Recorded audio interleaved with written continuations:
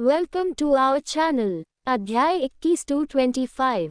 श्लोक। नील, अभय और ध्रुव अभय के ऑफिस में बैठे थे। आज संडे था लेकिन फिर भी ये लोग ऑफिस में किसी ज़रूरी काम से आए थे। ये ज़रूरी काम आशांत से रिलेटेड था। अभय ने एक गहरी सांस लेते हुए कहा, तुम लोगों ने ये बात मुझे पहले क्यों नहीं बताई? अगर पहले बता दिया होता तो अभी तुम परेशान नहीं हो रहे होते। खैर, जो हुआ वो हुआ, पर अब जो मैं कह रहा हूँ वही करो। ट्रस्ट मी, इसमें बहुत फायदा होगा हम सभी को। ध्रुव ने पूछा, अभय, आर श्योर कि तुम सेओ की पोजीशन छोड़ रहे हो और ये पोजीशन सांची दुबे को दे रहे हो? अभय ने हाँ में सिर हिलाते हुए कहा, हाँ। मेरे चारों बच्चों में से किसी को भी इस बिजनेस में कोई इंटरेस्ट नहीं है। नील तो पहले ही हाथ खड़े कर चुका है। श्लोक ने माहिरा का बिजनेस संभाल लिया है। समीक्षा और श्रेयांश आगे क्या चाहते हैं ये मैं समझ नहीं पा रहा। रही बात आशान की, तो उसे बिजनेस से कोई मतलब नहीं है, इसलिए मुझे कोई तो चाहिए जो इस कंपनी को आगे बढ़ाए। सांची का रिकॉर्ड देखा है, जिस वजह से मैं कॉन्फिडेंट हूँ कि वो मेरी मेहनत बर्बाद नहीं होने देगी। श्लोक ने हाँ में सिर हिलाते हुए कहा, हाँ फूफा जी। वैसे भी सांची ऐसे ही किसी मौके की तलाश में है। वो अपने फैमिली बिजनेस को छोड़ना चाहती है, इसलिए सीक्रेटली अपनी एक एंटरटेनमेंट कंपनी खड़ी करना चाहती है। अगर हम उसे ये मौका दें तो वो इसे छोड़ेगी नहीं और अपनी काबिलियत सबको दिखा भी देगी। एक तरह से हम न सिर्फ आशांत भैया की मदद कर रहे हैं बल्कि सांची को भी अपनी टॉक्सिक फैमिली से छुटकारा दिला रहे हैं। ध्रुव ने एक गहरी सांस लेते हुए कहा, ठीक है, अगर तुम्हें सही लगता है तो यही सही। मुझे बस रिजल्ट्स चाहिए। आशांत के लिए मैं कुछ भी कर सकता हूँ, आखिर उसमें जान बसती है मेरी। उसके लिए अगर मुझे सांची के आगे हाथ भी जोड़ने पड़े तो मैं वो करूँगा, लेकिन मैं अपने बेटे को उसकी जिंदगी बर्बाद करते नहीं देख सकता। नील ने ध्रुव को धीरे से हक करते हुए कहा, ऐसी नौबत नहीं आएगी फूफा जी। सब सही होगा, बस हमें इस बात का ध्यान रखना है कि सांची के सीईओ बनते ही कहीं आशांत अपनी जॉब ना छोड़ दे। अभय ने हंसते हुए कहा, ऐसा कुछ नहीं होगा। उसने कॉन्ट्रैक्ट साइन किया हुआ है। 2 साल से पहले वो यहाँ से कहीं नहीं जा सकता और अगर वो कॉन्ट्रैक्ट तोड़ता है तो उसे बहुत बड़ा वाला फाइन भरना पड़ेगा। जहाँ तक मैं आशु को जानता हूँ वो सिचुएशन के हिसाब से खुद को ढाल लेगा, पर अपने पेरेंट्स के आगे हाथ नहीं फैलाएगा। ध्रुव ने पूछा, लेकिन उसका बैंक बैलेंस कम नहीं है अभय? आशु बहुत जिद्दी है, वो अपना सब कुछ बेच देगा लेकिन कॉन्ट्रैक्ट तोड़कर रहेगा। फिर क्या करोगे तुम? अभय ने जवाब दिया, वो ऐसा कुछ नहीं करेगा। वैसे भी इस कॉन्ट्रैक्ट को तोड़ने का फाइन बहुत ज़्यादा है। आज आशांत जिस पोजीशन पर है वहाँ वो अपनी मेहनत से पहुँचा है। मेरी कंपनी नंबर 1 है और आशांत ने अपनी शुरुआत बहुत नीचे से की है। आई डोंट थिंक कि वो सांची की वजह से अपनी सारी मेहनत बर्बाद करेगा, और अगर उसने ये सोचा भी तो हम किस दिन काम आएंगे। कुछ तो करेंगे जिससे अपना प्लान सक्सेसफुल हो जाएगा। श्लोक ने बात को कंक्लूड करते हुए कहा, तो ये डिसाइड हो चुका है कि सीईओ की पोजीशन सांची संभालेगी। ये काम सीक्रेटली होगा ताकि आशांत भाई कोई प्रॉब्लम खड़ी न करें। लास्ट बट नॉट लीस्ट, मैं और फूफाजी सांची से मिलने जाएंगे, उससे बात करेंगे और उसे समझाएंगे ताकि वो भी हमारे प्लान में शामिल हो जाए। बाकी उसे भैया से जितनी नाराज़गी जतानी है वो सब कुछ सॉर्ट आउट हो जाने के बाद कर लेगी। नील ने उछलते हुए कहा, हाँ, और एक बार सब कुछ ठीक हो गया तो उस सिद्धार्थ को उसके किए की सज़ा मैं दूंगा। उसने आशांत को जो कुछ भी झूठ बातें बताई थी उसका हिसाब तो मैं बाद में करूंगा। श्लोक ने हंसते हुए कहा, ओक फाइन, आई थिंक अब हमें चलना चाहिए। तुम बस भैया पर अपनी नज़र बनाए रखना, किसी भी तरह वो हमारे प्लान के बारे में जान न पाएं। नील ने अपनी जगह से खड़े होते हुए कहा, डोंट वरी, सब हो जाएगा। अब जाओ जल्दी, सांची कैफे पहुंचती ही होगी। श्लोक ने हाँ में सिर हिलाया और फिर अभय से कहा, जहाँ तक मुझे लगता है मैं आते हुए लेट हो जाऊंगा। जानवी अपनी फ्रेंड के घर गई हुई थी प्रोजेक्ट से रिलेटेड काम करने। उसने मुझे टेक्स्ट किया था कि आधे घंटे में उसे लेने आ जाऊं और टाइम लगभग हो ही गया है। आप उसे घर ही ले जाएं, मैं भी डायरेक्टली वही आ जाऊंगा। अभय ने ओक कहा और सभी लोग एक साथ ऑफिस से बाहर चले गए। जाह्नवी बहुत ध्यान से प्रोजेक्ट पूरा कर रही थी। वो अपनी दोनों फ्रेंड्स को एक्सप्लेन भी कर रही थी और उनकी मदद भी कर रही थी। काम पूरा होने के बाद तीनों लड़कियां गॉसिप कर रही थी। अपर्णा जाह्नवी से श्लोक की डिटेल्स ले रही थी, वहीं जाह्नवी जवाब देना अवॉइड कर रही थी। उसे समझ नहीं आ रहा था कि अब क्या कहा जाए। तभी उसके फ़ोन पर किसी का कॉल आने लगा। जाह्नवी ने निशा से कहा, निशा प्लीज़ मेरा फ़ोन पास करवाना। निशा ने टेबल से फ़ोन उठाकर देखा तो स्क्रीन पर पापा जी लिखा हुआ आ रहा था। निशा ने एक आईब्रो उठाते हुए पूछा, ये पापा जी कौन हैं? तुमने तो बताया था तुम्हारी कोई फैमिली नहीं है। जाह्नवी ने जवाब दिया, पापा जी मतलब श्लोक के पापा। उसने कॉल पिक की और कुछ देर अभय से बात की। वो अपर्णा के घर का एड्रेस पूछा। जाह्नवी ने उन्हें एड्रेस बताया और कॉल डिस्कनेक्ट कर दिया। जाह्नवी अपनी फ्रेंड से बोली, ओक गाइस, आई थिंक अब हमें सामान समेट लेना चाहिए। पापा जी कभी भी यहाँ पहुँचते ही होंगे। निशा ने क्यूरियस होकर पूछा, लेकिन रहती तो तुम श्लोक के साथ हो, फिर अपने फ्यूचर फादर इन लॉ के साथ कहाँ जा रही हो? जाह्नवी ने जवाब दिया, उनके घर। श्लोक किसी ज़रूरी काम से कहीं गए हैं, इसलिए पापाजी यहाँ आ रहे हैं। आज संडे है तो थोड़ा टाइम फैमिली के साथ बिताना बनता है। वैसे भी शाम को जाना ही था। अपर्णा ने मुस्कुराते हुए कहा, लगता है तुम श्लोक की फैमिली के कुछ ज़्यादा ही क्लोज हो। जाह्नवी ने हाँ में सिर हिलाते हुए कहा, हाँ, सभी लोग बहुत स्वीट हैं, स्पेशली दादी जी। निशा और अपर्णा ने बस वो कहा और फिर पैकअप करने लगी। आज काम के साथ बहुत सी गॉसिप भी हुई थी। जाह्नवी ने उन्हें बताया कि वो और श्लोक मॉल में मिले थे और फिर श्लोक ने ही उसे प्रपोज किया था। निशा और अपर्णा को उसकी बातों पर यकीन नहीं हो रहा था, लेकिन इसके अलावा उनके पास कोई चारा भी नहीं था क्योंकि यही पॉसिबल था। उन दोनों ने तो जाह्नवी से पिक्चर्स की डिमांड भी की थी, पर जाह्नवी ने कोई बहाना बना दिया क्योंकि बाकी तस्वीरों के साथ उसकी शादी वाली तस्वीरें भी थी। और वैसे भी मोस्ट ऑफ द पिक्चर्स में जाह्नवी के माथे पर सिंदूर और गले में मंगलसूत्र होता था जो आराम से दिख सकता था। इस वजह से जाह्नवी ने पिक्चर्स शो नहीं की। कुछ देर बाद अभय अपर्णा के अपार्टमेंट के बाहर था। जाह्नवी ने सबसे पहले अभय के पांव छुए और एक साइड हग दिया। अभय ने जाह्नवी के लिए पैसेंजर सीट का दरवाज़ा खोला और उसे सैटल करने के बाद अपनी जगह पर आकर बैठ गया। कुछ देर में भी वो लोग जा चुके थे। अपर्णा ने बालकनी से जाती हुई कार को देखते हुए निशा से कहा, जाह्नवी बहुत लकी है जो उसे श्लोक जैसा पार्टनर और उसकी पूरी फैमिली मिली है। मैंने सुना है कि वो लोग जिसे अपना समझते हैं उनके लिए जान तक देने को तैयार रहते हैं। जाह्नवी के चेहरे के एक्सप्रेशन साफ बता रहे थे कि वो बहुत खुश है। निशा ने सार्काज़म के साथ कहा, खुश तो होगी ही। श्लोक के पास लुक्स के साथ साथ पैसा भी बहुत है। लड़कियां सिर्फ श्लोक को डेट करने के सपने देखती हैं, लेकिन जाह्नवी की तो उससे शादी होने जा रही है। मुझे नहीं पता था कि स्टेटस में इतना फर्क होने के बाद भी शेरगिल फैमिली ने बिना किसी सवाल के जाह्नवी को एक्सेप्ट कर लिया है। अपर्णा ने निशा को डांटते हुए कहा, तुम भी ना यार, हमेशा इंसान की स्टेटस से क्यों जज करती रहती हो? ज़रूरी नहीं हर इंसान पैसे और पब्लिसिटी का ही भूखा है। तुम एक अमीर फैमिली से बिलोंग करती हो तो इसका मतलब ये नहीं है कि अपने से कम पैसे वाले लोगों को नीचा दिखाओगी। किस्मत का पासा कब पलटता है कोई नहीं जानता। निशा जानती थी कि अपर्णा से बहस जीती नहीं जा सकती, इसलिए उसने तुरंत कहा, आई एम सॉरी अपर्णा, मेरा वो मतलब नहीं था। मैं तो बस बता रही थी कि लोग कैसा सोचते हैं, स्पेशली बिजनेस फैमिलीज जहां फ़ायदा देखा जा सकता है। अपर्णा ने सिर हिलाते हुए कहा, आई नो, पर जाह्नवी के सामने ऐसा कुछ मत कहना। उसके पेरेंट्स इस दुनिया में नहीं है, इसलिए ये बातें उसे हर्ट कर सकती हैं। निशा ने हाँ में सिर हिलाया और मन ही मन कहा, डोंट वरी अपर्णा, मैं जाह्नवी से कुछ नहीं कहूँगी, बस करके बताऊंगी। You just wait and watch Jahnavi, कैसे मैं श्लोक को तुमसे छीनती हूँ।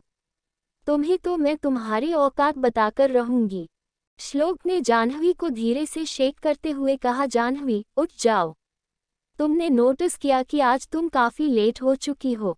देखो, मैं तो बिल्कुल तैयार हूँ पर तुम अभी तक सो रही हो।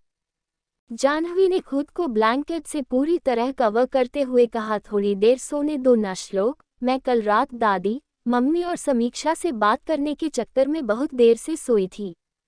श्लोक ने ना में सिर हिलाते हुए कहा, तुम कॉलेज के लिए लेट हो जाओगी और मैं ऐसा नहीं होने दे सकता, इसलिए अभी के अभी उठ जाओ। कॉलेज का नाम सुनते ही जाह्नवी अपनी जगह से तुरंत खड़ी हुई और टॉवल लेकर सीधे बाथरूम में भागी। श्लोक को हंसी आ गई। उसने बाथरूम की ओर देखते हुए ना में सिर हिलाया और फिर पूरा रूम ठीक से ऑर्गेनाइज किया। उसके बाद श्लोक कॉफी बनाने के लिए रूम से बाहर चला गया। नाश्ते के टाइम समीक्षा ने जाह्नवी से पूछा, ऐसा तो नहीं हो सकता कि कोई भैया के साथ रहे और खाना बनाना ना सीखे? आपने क्या क्या सीखा? जाह्नवी ने जवाब दिया, नूडल्स। समीक्षा ने एक आईब्राव उठाते हुए पूछा, बस नूडल्स और कुछ नहीं था? श्लोक ने जवाब दिया, हम दोनों ही बहुत बिजी रहते हैं, इसलिए घर के सारे काम के साथ साथ खाना भी मेड ही बनाती है। समीक्षा ने वो कहा और वापस खाना खाने लगी। बीच बीच में वो जाह्नवी से भी बात कर रही थी। खाना खाने के बाद श्लोक और जाह्नवी सबको बाय बोलकर जा चुके थे। कॉलेज जाते हुए रास्ते में श्लोक ने जाह्नवी से पूछा, कल का दिन कैसा रहा तुम्हारा? सॉरी, मैं कल काम में कुछ ज्यादा ही बिजी था, इसलिए मेरी जगह पापा को आना पड़ा। रात में भी बात करने का मौका नहीं मिला क्योंकि तुम अपनी गर्ल गैंग के साथ बिजी थी। जाह्नवी ने हंसते हुए कहा, इट्स ऑक, लेकिन पापाजी को परेशान करने की जरूरत नहीं थी। मैं कैब बुक करके आ सकती थी। श्लोक ने कहा, तुम्हारी सिक्योरिटी को लेकर मैं बहुत सीरियस हूँ, इसलिए रिस्क नहीं ले सकता। वैसे भी पापा ऑफिस से घर ही जा रहे थे, इसलिए परेशानी की कोई बात नहीं। जाह्नवी ने हाँ में सिर हिलाते हुए कहा, कल हमने अपने प्रोजेक्ट पर काम किया और वो बहुत जल्दी हो भी गया था। पर मेरी दोनों फ्रेंड्स प्रोजेक्ट से ज़्यादा आपके बारे में जानने में इंटरेस्टेड थी। उन्होंने आपको कल मेरे साथ देख लिया था।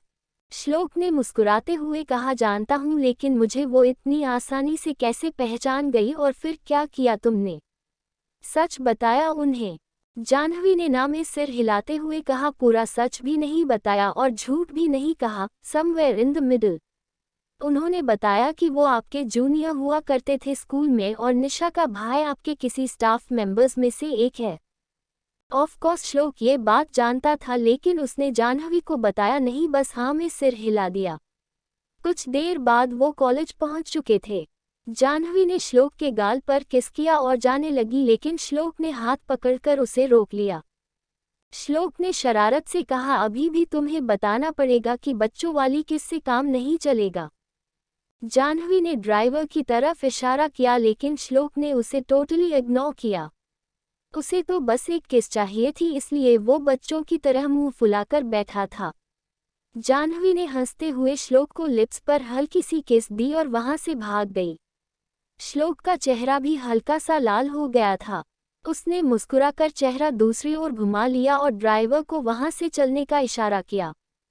जाह्नवी और अपर्णा दोनों क्लास में बहुत ध्यान से नोट्स बना रही थी। वो दोनों साथ ही बैठी थी और निशा कुछ दूरी से उन्हें देख रही थी। उसका ध्यान आज क्लास में नहीं था, बल्कि कहीं और घूम रहा था।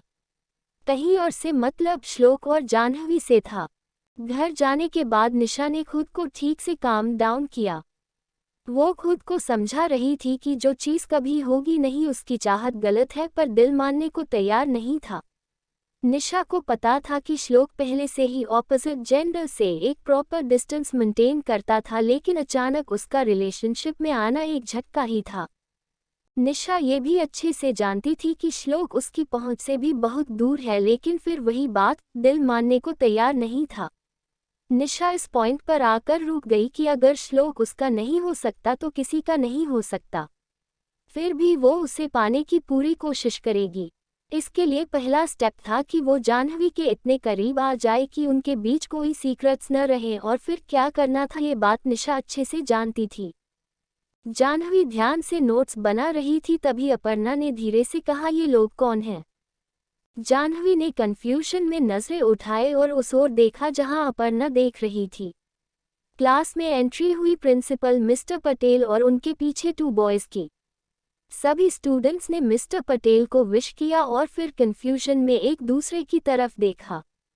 मिस्टर पटेल ने बोलना शुरू किया, डियर स्टूडेंट्स, ये है पीटर और हिमांशु। ये दोनों स्टूडेंट्स आज से आप सभी के साथ ही क्लासेस कंटिन्यू करेंगे। आई होप आप सभी अच्छे स्टूडेंट्स की तरह पीटर और हिमांशु की स्टडीज़ में हेल्प करेंगे और मुझे बिल्कुल डिसअपॉइंट नहीं करेंगे। सभी स्टूडेंट्स ने एक साथ यस सर कहा। मिस्टर पटेल ने दोनों बॉयज़ को फ्रंट सीट्स पर बैठने को कहा। जाह्नवी भी आगे ही बैठी थी अपर्णा के साथ, पर टीचर ने अपर्णा को सीट चेंज करने को कहा। पर तभी प्रिंसिपल को श्लोक की वार्निंग याद आई।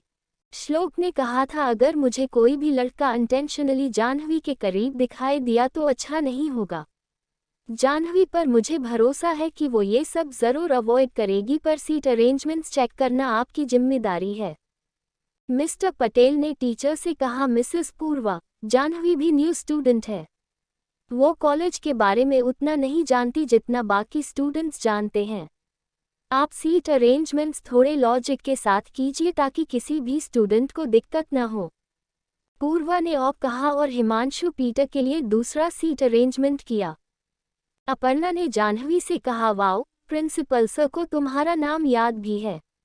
अक्सर इतने सारे स्टूडेंट्स के बीच प्रिंसिपल तो छोड़ो, हमारे खुद के टीचर्स कंफ्यूज हो जाते हैं।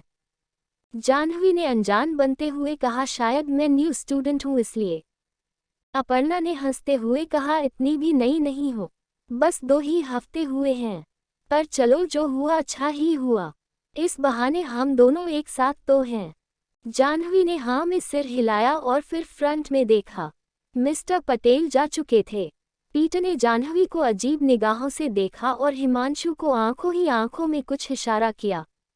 हिमांशु ने हाँ में सिर हिलाया और एक अजीब सी स्माइल पास की। जाह्नवी को इससे बिल्कुल भी पॉजिटिव वाइब्स नहीं आई और उसने सोच लिया था कि वो श्लोक से इस बारे में ज़रूर बात करेगी। वैसे भी श्लोक जाह्नवी से हर दिन की डिटेल लेता ही रहता था। अगर ये गलतफहमी भी हुई तो जाह्नवी श्योर थी कि श्लोक उसे अच्छे से समझेगा। Jahnavi, Jahnavi, are you okay? Shlok ने रूम में आते हुए जाह्नवी से पूछा। रोज जब भी श्लोक ऑफिस से वापस आता था तो जाह्नवी लिविंग रूम में होती थी। आज जाह्नवी को लिविंग रूम में न देखकर श्लोक थोड़ा शॉक्ड हुआ। उसने जाह्नवी को आवाज़ लगाई तो कोई जवाब नहीं मिला, लेकिन जाह्नवी तो यहाँ सो रही थी, वो भी बहुत अनकंफर्टेबल पोजीशन में। जाह्नवी काउच पर बैठे बैठे सो रही थी। टेबल पर बुक्स और नोटबुक्स थी, मतलब वो पढ़ाई कर रही थी। श्लोक ने जाह्नवी को धीरे से उठाया और बेड पर ठीक से लेटा दिया। वो जानता था कि जाह्नवी थक चुकी थी और उसकी नींद भी ठीक से पूरी नहीं हुई थी, इसलिए श्लोक ने उसे कुछ देर सोने दिया। फ्रेश होने के बाद वो बैठा ही था कि आशांत का कॉल आने लगा। श्लोक समझ गया कि क्या कारण है।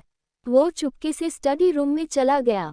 कॉल पिक होते ही आशांत ने गुस्से से कहा, मुझे पक्का पता है ये तुम्हारी ही हरकत है। तुमने ऐसा क्यों किया? श्लोक ने अनजान बनते हुए पूछा, आप किस बारे में बात कर रहे हो भैया? क्या किया है मैंने? आशांत ने दांत पीसते हुए जवाब दिया, अनजान बनने की जरूरत नहीं है श्लोक। सच बताओ, तुमने ऐसा क्यों किया? मैंने जब कह दिया है कि मैं उसकी शक्ल भी नहीं देखना चाहता, तो फिर क्यों उसे वापस मेरी जिंदगी में लाने की कोशिश कर रहे हो? श्लोक ने पूछा, आप सांची की बात कर रहे हो? पर मैंने किया क्या, ये तो बताओ।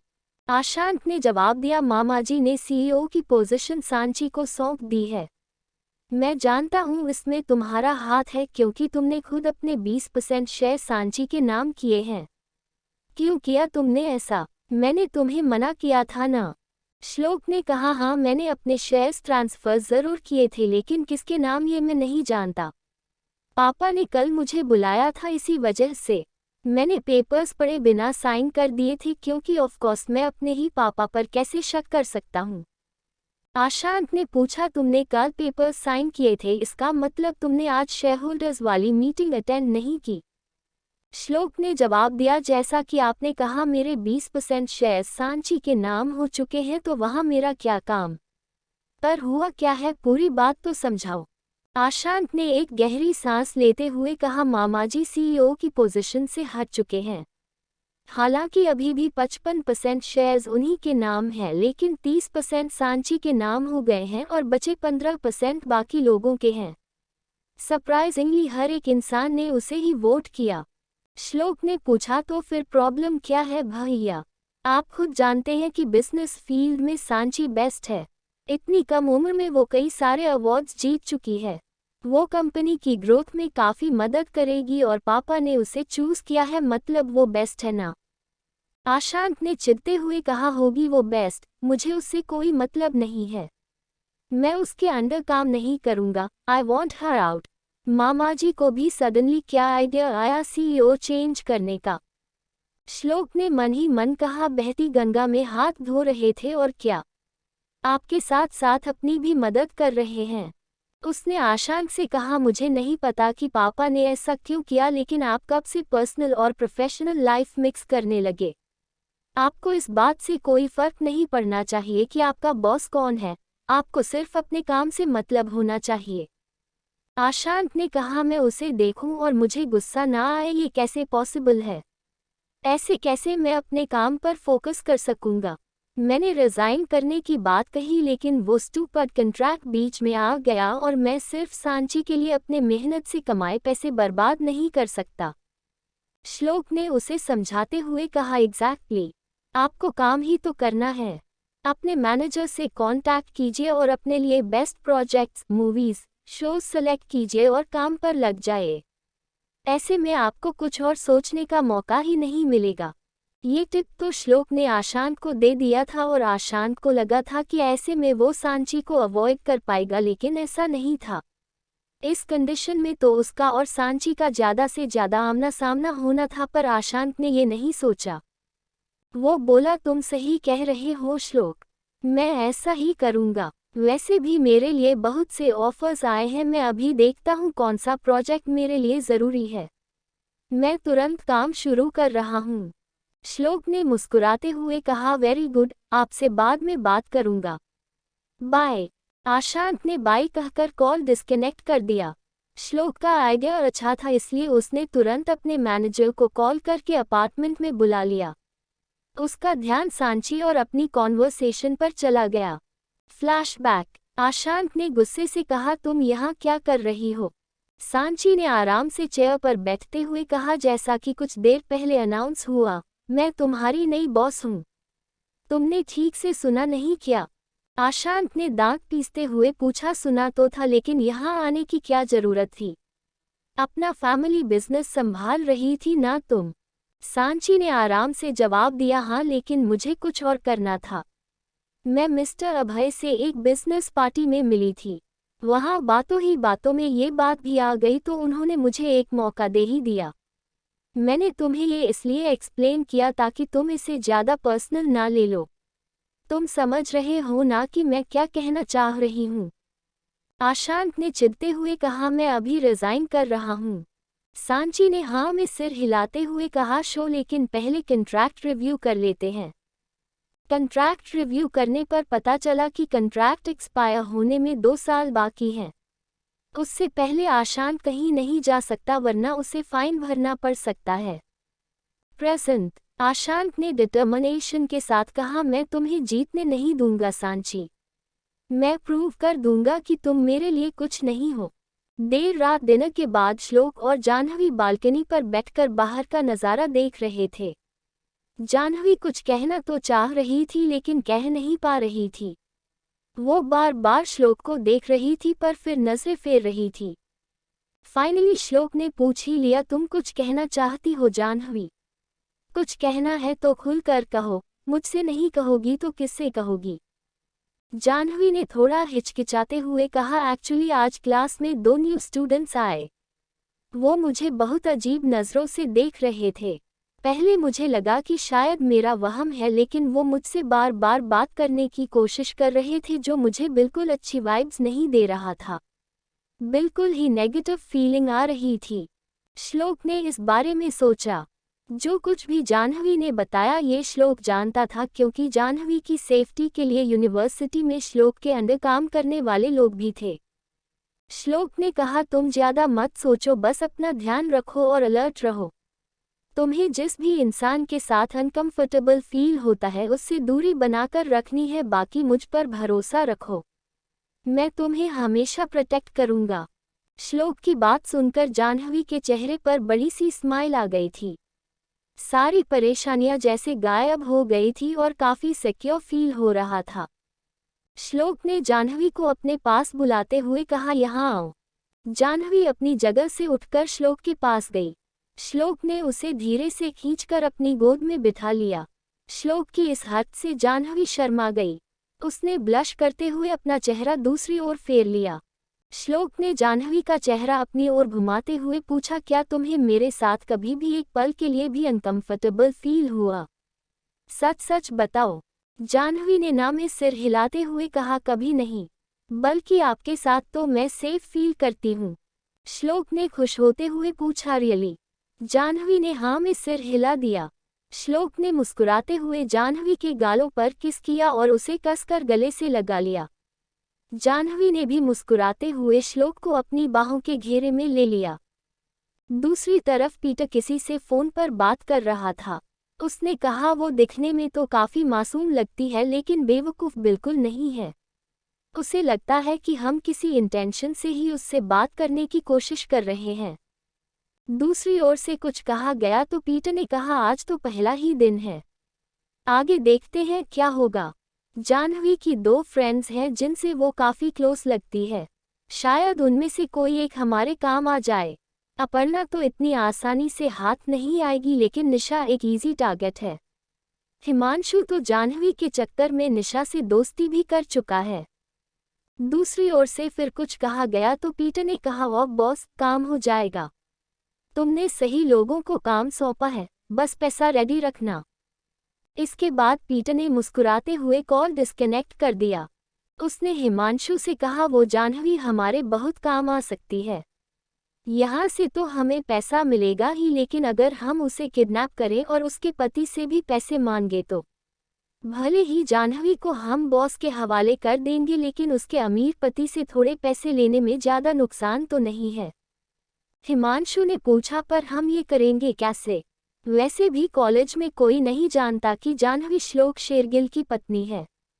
अगर हमने ये बात कही तो हम शक के घेरे में आ जाएंगे।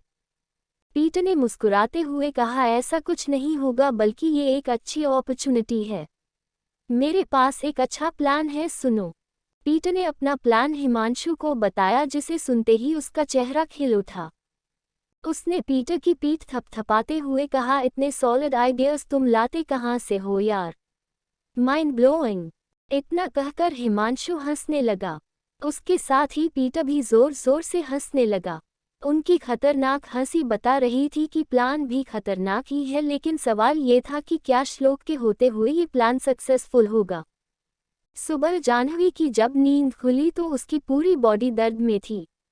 जाह्नवी ने अपना सिर पकड़ लिया और बैठने को कोशिश की। श्लोक ने उसे अपनी बाहों से आज़ाद किया और दोबारा सो गया।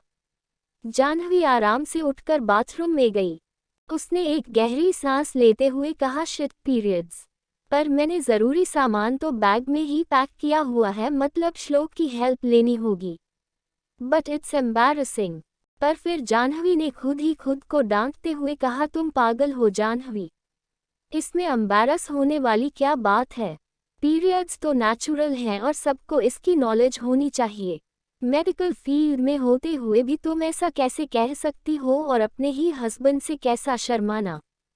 जाह्नवी वापस बाथरूम से बाहर आई और श्लोक को उठाने की कोशिश करने लगी। जाह्नवी ने कहा, श्लोक, मुझे आपकी हेल्प चाहिए, उसके बाद सो जाना। श्लोक ने लेटे लेटे ही पूछा, क्या हेल्प चाहिए? जाह्नवी ने जवाब दिया, एक्चुअली मुझे मेरा बैग शेल्फ से नीचे उतारना है, पर अभी मेरी बॉडी में उतनी ताकत नहीं है, प्लीज़ आप हेल्प कर दीजिए। श्लोक तुरंत उठकर बैठ गया और उसने जाह्नवी से पूछा, तुम ठीक तो हो? तुम्हारी आवाज़ कुछ और ही बता रही है। जाह्नवी ने जवाब दिया, ज़्यादा सीरियस बात नहीं है, पीरियड्स के कारण पूरी बॉडी में पेन है।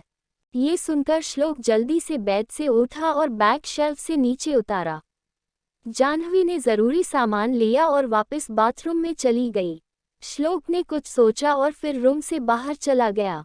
जाह्नवी जब बाहर आई तो उसे श्लोक कहीं दिखा नहीं। उसने सोचा शायद स्टडी रूम में कोई ज़रूरी काम कर रहा हो, इसलिए वो किचन में पीरियड क्रैम्प्स को कम करने के लिए अपने लिए ड्रिंक बनाने चली गई। थोड़ी देर बाद श्लोक मेन दूर से अंदर आया। उसके हाथ में एक बैग था। श्लोक ने जाह्नवी के पेट पर हाथ रखते हुए कहा, ज़्यादा दर्द हो रहा है? जाह्नवी ने हाँ में सिर हिलाते हुए कहा, हाँ, लेकिन थोड़ी देर में ये और ज़्यादा बढ़ जाएगा। मुझे पेन किलर चाहिए। श्लोक ने उसे काउच पर बिठाते हुए कहा, डोंट वरी, मैं दवाइयाँ ले आया हूँ। आज तुम कॉलेज नहीं जा रही हो, घर पर रहो और आराम करो। जाह्नवी ने तुरंत ना में सिर हिलाते हुए कहा, नहीं, आज हमारा बहुत इम्पॉर्टेंट टेस्ट है जिसे मैं मिस नहीं कर सकती। वैसे भी ये तो मंथली रूटीन है, इसमें इतना पैनिक होने की ज़रूरत नहीं है। श्लोक ने एक गहरी सांस ली। जाह्नवी की बात में सेंस तो था। श्लोक ने हाँ में सिर हिलाते हुए कहा, ठीक है, लेकिन तुम अपना ध्यान रखना। मैं तुम्हें जब भी टेक्स्ट करूँगा तुम तुरंत रिप्लाई करोगी और लंच बिल्कुल स्किप नहीं करोगी, प्लस टाइम पर दवाई लोगी। जाह्नवी ने कहा, लेकिन मुझे पीरियड्स के टाइम भूख नहीं लगती है। श्लोक ने उसे समझाते हुए कहा, फिर भी कुछ खाना तो पड़ेगा ही ना। भूखे रहने से दर्द और बढ़ता है। जाह्नवी ने एक आईब्राउ उठाते हुए पूछा, आपको कैसे पता? श्लोक ने हंसते हुए कहा, समीक्षा के साथ काफ़ी कुछ एक्सपीरियंस किया हुआ है। मुझे अच्छे से पता है कि कब किस चीज़ की ज़रूरत होती है और क्या चीज़ कैसे काम करती है। अब तुम यहाँ बैठो, मैं अभी आया। जाह्नवी चुपचाप अपनी जगह पर बैठ गई। श्लोक किचन में चला गया। जाह्नवी उसे ध्यान से देख रही थी। कुछ देर बाद श्लोक हाथ में एक कप लिए आया। उसने कप जाह्नवी की ओर बढ़ाते हुए कहा, ये लो हॉट चॉकलेट। इसे पीने के बाद तुम बेटर फील करोगी। जाह्नवी ने श्लोक के हाथ से कप ले लिया। श्लोक ने कहा, मैं फ्रेश होकर आता हूँ, तुम आराम करो।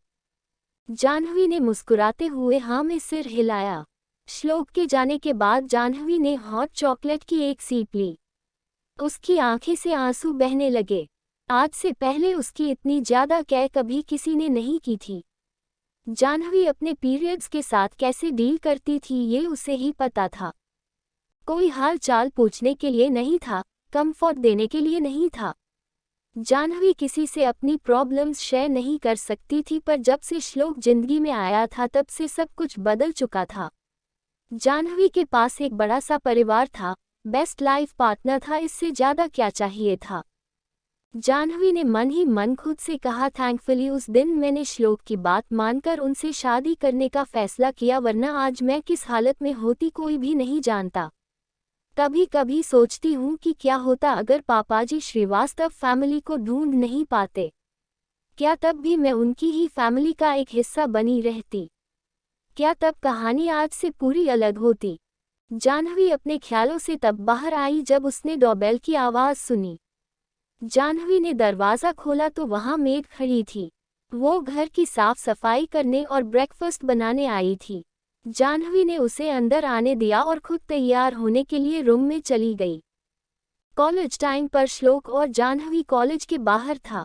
श्लोक जाह्नवी को ध्यान से देख रहा था, वहीं जाह्नवी अपनी सांस रोके बैठी थी। श्लोक ने एक आईब्राउ उठाते हुए पूछा, तुम पक्का पूरी तरह ठीक हो ना? देखो, मुझसे झूठ बोलने की कोशिश तो करना मत, वरना अंजाम अच्छा नहीं होगा। जाह्नवी ने मुस्कराते हुए कहा, मैं पहले से काफ़ी बेहतर फील कर रही हूँ।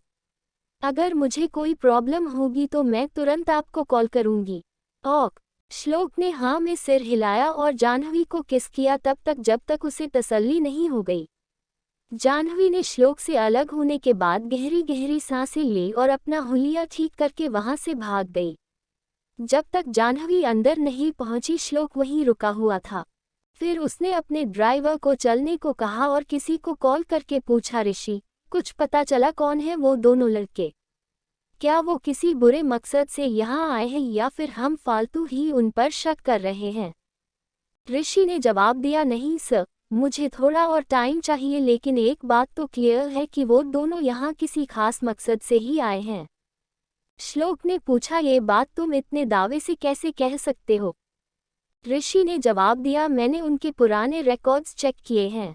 जो भी रिक्वायर्ड डॉक्यूमेंट्स कॉलेज में जमा हुए हैं वो सारे ही नकली हैं। इससे पहले उन्होंने अपनी पढ़ाई कहाँ पूरी की थी वो भी टोटली गलत है। यहाँ तक कि जिन लोगों को वो अपना गार्डियन बनाकर लेकर आए थे उनका आपस में कोई रिश्ता है ही नहीं, सभी भाड़े के टट्टू हैं। श्लोक ने एक गहरी सांस लेते हुए कहा, गुड जॉब ऋषि, अब बाकी की जानकारी भी इकट्ठी करो। ऋषि ने ओक कहकर कॉल डिस्कनेक्ट कर दिया था। श्लोक सोच में पड़ गया कि आखिर ये लोग कौन हैं। कुछ सोचकर श्लोक मुस्कुराया। उसने कहा, तुम दोनों जो कोई भी हो, जिस किसी के लिए भी काम करते हो, मुझे फर्क नहीं पड़ता। इससे पहले तुम मेरी जानों को कोई नुकसान पहुंचाओ, मैं तुम्हारा कुछ बंदोबस्त कर देता हूँ। जाह्नवी ब्रेक टाइम में अपनी जगह पर सिर टिकाए बैठी थी। दर्द बढ़ रहा था लेकिन उसे कुछ भी खाने का बिल्कुल मन नहीं थी। तभी अपर्णा और निशा आकर जाह्नवी के पास बैठ गई। अपर्णा ने पूछा, कैसा फील कर रही हो अब? जाह्नवी ने जवाब दिया, बहुत ही बेकार, ऐसा लग रहा है जैसे मेरी जान ही निकल जाएगी। निशा ने कहा, कुछ नहीं होगा जाह्नवी, थोड़ा मैच्योर बनो। हम भी सेम सिचुएशन से हर महीने गुजरते हैं लेकिन किसी को खबर तक नहीं होती। जाह्नवी ने कुछ नहीं कहा क्योंकि वो निशा के नेचर को अच्छी तरह जानती थी। पर अपर्णा ने निशा को डांटते हुए कहा, पीरियड पेन अलग अलग तरह के होते हैं निशा। कभी कभी मुझे अफसोस होता है कि मेडिकल स्टूडेंट होने के बावजूद तुम ऐसी बातें कर रही हो। जाह्नवी ने अपर्णा का हाथ पकड़कर उसे चुप रहने का इशारा किया। निशा ने गुस्से में अपने दांत पीस लिए लेकिन वो चुप होकर रह गई। उसे अच्छा नहीं लगता था जब कोई उसे गलत प्रूव कर देता था। अपर्णा ने जाह्नवी से कहा, चलो कैंटीन में चलकर कुछ खा लो, अच्छा फील होगा। पर तभी क्लास में किसी की एंट्री हुई। ये कॉलेज के वर्किंग स्टाफ की एक लेडी थी। उसने जाह्नवी को एक बैग पास करवाते हुए कहा, ये आपके लिए है। जाह्नवी ने बैग ले लिया क्योंकि वो जानती थी इसे श्लोक ने ही भिजवाया था। कुछ देर पहले श्लोक ने जाह्नवी को कैंटीन में कुछ भी खाने को मना कर दिया था क्योंकि वो चाहता था कि जाह्नवी फ्रेश और हेल्दी खाना ही खाए। अपर्णा ने जाह्नवी से पूछा, ये क्या है और किसने भेजा है? जाह्नवी ने मुस्कुराते हुए कहा, श्लोक ने। अपर्णा ने तुरंत जाह्नवी के हाथ से बैग ले लिया और उसे खोलकर देखा। अंदर कुछ बॉक्सेस और चॉकलेट्स भी थी। एक चिट रखी थी जिस पर लिखा था, अब कोई बहाना नहीं चलेगा। तुम कैंटीन का खाना टच भी नहीं करोगी, जो कुछ भी तुम्हें चाहिए सब भिजवा दिया है। एक्स्ट्रा भी रखा है क्योंकि मुझे पता है तुम शेयर किए बिना मानोगी नहीं। Now be a good girl और खाना ठीक से खा लेना। दवाई लेने के बाद मुझे मैसेज करके बताना मत भूलना। ओनली योर्स श्लोक। अपर्णा ने जाह्नवी को छेड़ते हुए कहा, क्या बात है भाई, इतनी केयर? स्पेशली नोट लिखकर भेजा है। So romantic. जाह्नवी ने शर्माते हुए दोनों हाथों से अपना चेहरा छुपा लिया। वहीं निशा मन ही मन गुस्से में उबल रही थी। उसने कुछ कमेंट नहीं किया और वहां से बहाना बनाकर चली गई। वो ये सब नहीं देख सकती थी। वहीं श्लोक अपने ऑफिस में बैठकर काम कर रहा था। उसका ध्यान बार बार जाह्नवी की ओर जा रहा था। श्लोक ने खुद से ही पूछा, जानू ठीक तो होगी ना?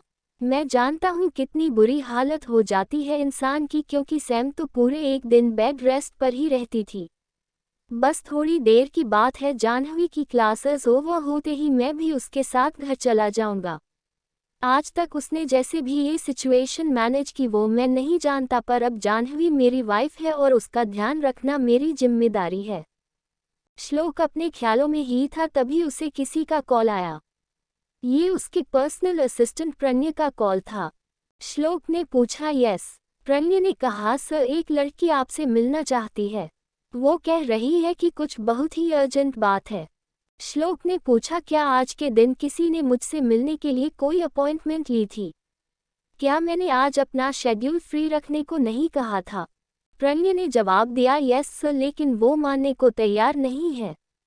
वो कह रही है कि किसी जाह्नवी के बारे में बात करनी है और खुद को उसकी बहन बता रही है। श्लोक ने सोचा, जाह्नवी की बहन मतलब श्रुति, लेकिन वो ऐसे बिना बताए क्यों आ गई? लेकिन बात जाह्नवी की थी इसलिए उसने श्रुति से मिलने को हाँ कह दिया, लेकिन वो कहाँ जानता था कि ये भेड़ की खाल में भेड़िया है, यानी श्रुति नहीं बल्कि कियारा है। नील को खुश करने के लिए श्लोक ने उसे टेक्स्ट भी कर दिया कि श्रुति उसके ऑफिस में आ रही है। नील भागता हुआ श्लोक के कैबिन में घुसा और पूछा, कहाँ है श्रुति? तुमने मुझे बेवकूफ बनाया, यहाँ तो श्रुति नहीं है। श्लोक ने हंसते हुए कहा, उस वक्त वो ग्राउंड फ्लोर पर थी। अभी आ रही होगी यार। नील ने कुछ सोचा और कहा, मैं ना वॉशरूम में जा रहा हूँ। श्रुति आए तो उसे बताना मत, लेट्स सरप्राइज हर। श्लोक ने हाँ में सिर हिला दिया और नील वॉशरूम में चला गया। वो दरवाजे पर कान लगाए बैठा था। तभी कैबिन का दरवाज़ा खुला, कियारा अंदर आई। उसे देखकर श्लोक के चेहरे पर गुस्सा साफ दिखाई दे रहा था। उसने गुस्से से पूछा, कौन हो तुम और यहाँ क्या कर रही हो? बिना परमिशन के अंदर आने की हिम्मत कैसे हुई तुम्हारी? श्लोक की आवाज़ सुनकर कियारा बहुत ज़्यादा डर गई।